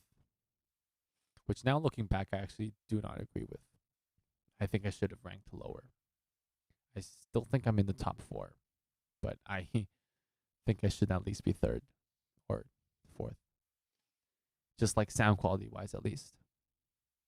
I think performance wise, I did well.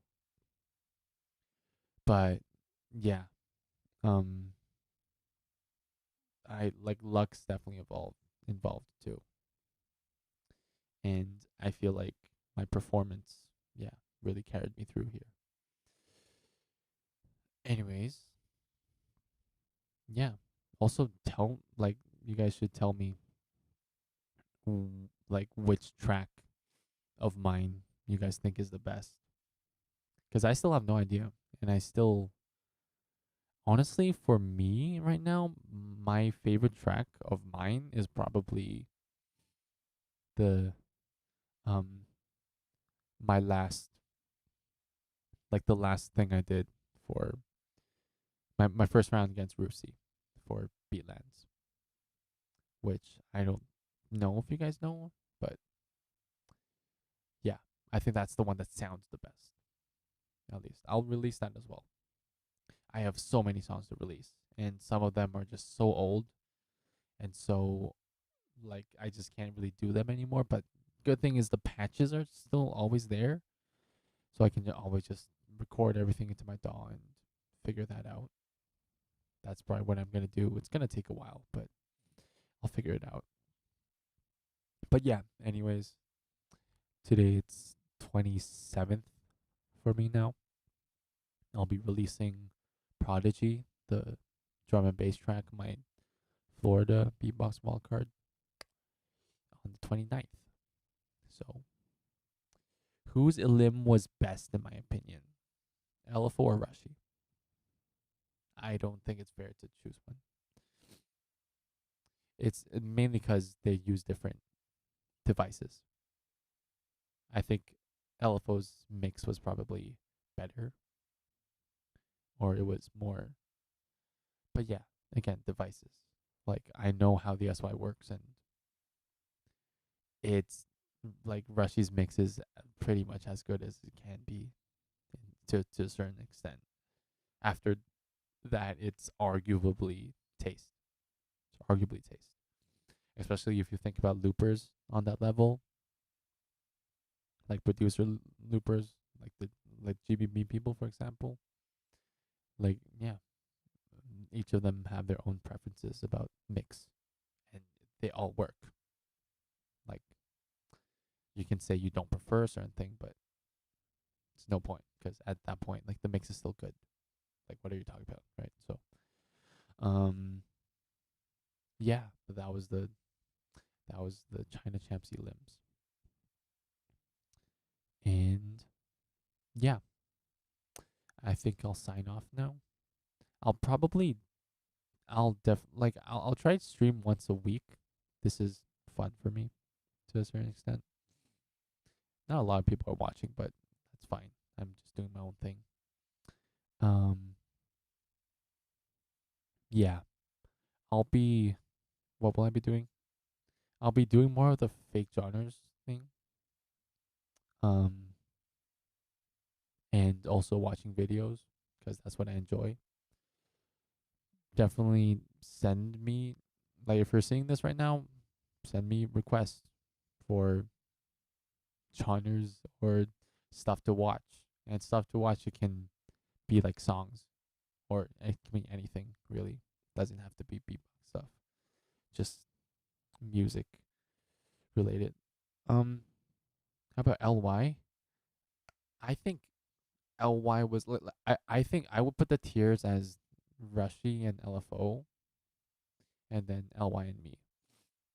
I think LY and me had the better ideas in the tracks. I know LY's thing was of cover, but still, like, if we're just looking at if we're ignoring that.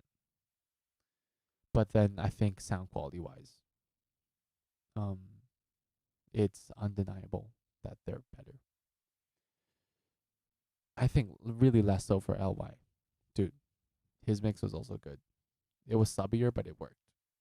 Like, it really worked well live, is what I will say. Yeah, the thing is, when it's live, it doesn't matter as much. Like, that's definitely true. And yeah, which justifies why I got first, I guess. But I mean, it's subjective at the end of the day. There were 3 judges. So I don't know how they each ranked us. So I would honestly say that if LY wouldn't have had Oopsies, he would have won the comp. The thing is, he didn't really have other rounds. Yeah, that's what, like, he had. So his first round, he was supposed to do this techno thing, but he did the dubstep thing instead, which was not finished. That's why he finished early. And then his second round against me was his wild card, but then his Ableton crashed, right? And I don't think he had a 4th round. So he has a very good balance between, like, the cleanliness that LFO has and the dynamic. Like, I'm using dynamic in the sense of like you were using it, V10, right? Like, the drops and the dynamic energy on stage with his music, right? But yeah, I definitely got lucky there. Just GTA and making clothes should not have been enough against him. Like, his drum and bass round was just better than both of my rounds. Yeah, I would want to see that battle. Dude, like, I can't wait for China Champs next year. I don't know if I'm going to compete, but I'll definitely be there because it was a lot of fun hanging out with them. And maybe I will want to chill and just watch,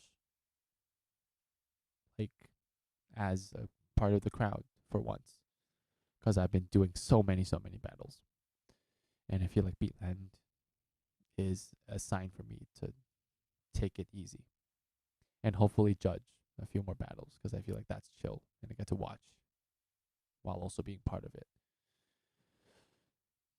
But yeah, that it is what it is. And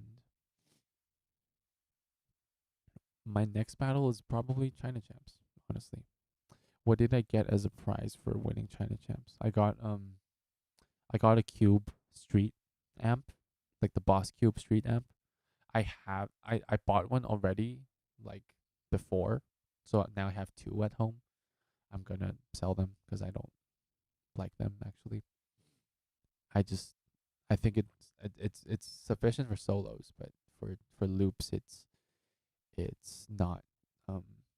It's a different story. I'd say that. I wanna, yeah. And I got this. I got the D7S mic, which I'm using now. Well, not now, but like I'm using for looping, right? Really good. Really suggest it. I think it's better than the SM58. Personally, the SM58 has a drier sound. Yeah. And even though I won China Champs with this thing, I prefer the D7S now. So it's the amp, it's the D7S mic, I got some headphones that are some Roland headphones. Still prefer these. I got the plaque and the trophy. Was that it? I think that's it. So overall, like, no prize money, but still, like, I appreciate the prizes, and I really appreciate everyone that made China Champs happen. And like Beatlands too. Like, I know people have been hating on it quite a bit, to be honest. I mean, like, we all admit that there were issues, but for what they were trying to do and like the innovative stuff they were pushing, I really appreciate what they've done. Like Mad Twins, they were great. So that's what I would say. Yeah. Thank you for tuning in. It is 2 a.m. for me now, but I have really enjoyed streaming. I'll probably do this again. Well, technically this week, maybe like on the weekend. And winning China Champs, in your opinion, was a bigger accomplishment than Beatland? Depends. I mean, Beatland is a bigger competition. Just like it is a bigger competition. Level wise, it's still different because you're not allowed to use Ableton for yeah, I said I was gonna sign off like 2 times already, but like I'm gonna answer this real quick. Just become a daily streamer, lol. Dude, like 3 people are watching my stream. What you talking about? I love streaming though, and I think I need time to learn Loopy Pro so that I can actually do some like freestyling or something. Like, I know my way around it, and I have a audio interface for it. That's not the Mark II, because the Mark II with Loopy Pro kind of sucks, in my opinion. Again, I'm gonna hedge myself a little bit. I feel like I'm making some bold comments, but yeah, I'm actually enjoying streaming, and you guys can probably tell I'm pretty new to this, but I'm liking it so far, and I'll keep doing it. And about China Champs versus Beatland, Beatland got me in GBB, so like, that to me means, I don't know what means more, dude. Winning China Champs, or like GBB is supposed to mean more, but on it, like, I'm gonna be honest, I'm gonna be frank, like, being able to say I'm Chinese champion has gotten me more opportunities, because it sounds like national champion sounds better than having to explain what GBB is to non-beatboxers, and that has got me like some great opportunities. And dude, everything just happened so fast, and I'm glad how everything's going, and I really hope what I'm doing now is really proof that you can do it pretty quickly given the right direction. Which is why, again, I'm repeating myself, especially to Lunky and V10. You guys watching? But like the roadmap thing, like I was talking about that. Like if loopers knew what to start with and what to learn in order to be good, people would be good like so fast, and it would be so much like if we get and like if all loopers are just better, like loopers are great now, but if everyone was like became better, then there would be more non-beatboxers coming in that start looping. More people that appreciate our craft because our craft is better in general. And that's good for the community, that's good for everyone. You're literally the only person whose stream I enjoy watching. Thank you. Thank you so much. I really appreciate that. I'm really glad you think that way. I'm gonna try and figure out how to use Ableton as an effect host. Yeah. I'm not quite sure what you mean by effect host. Do you mean by input effects or? But yeah, if you have questions, maybe I can help. If I can.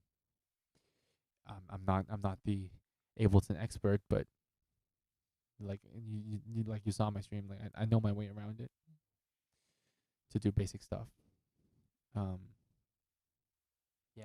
Yeah, guys, thank you so much for appreciating my stuff. But yeah, again, really hope what I've done proves that it's all possible. And it's crazy how like 1 year ago was Online Worlds, and I ranked like 40th or something. Like plugins as a second device for Ableton as an effect. At that point, I suggest just either going full Ableton or like use Ableton to do the trigger stuff or vocally sourced stuff like KBA and LFO or and them. Or yeah, because your HX can be a really good effects. Like that's all the effects you really need. Anyways, we can talk more about that next time. Yeah, hope my stream brought some value to you guys. I will actually sign off now. It's probably the 5th time I've said this, but yeah, see you guys. Have Merry Christmas. Christmas is over, but still Merry Christmas. Have a great rest of the day / night, whatever you guys are doing.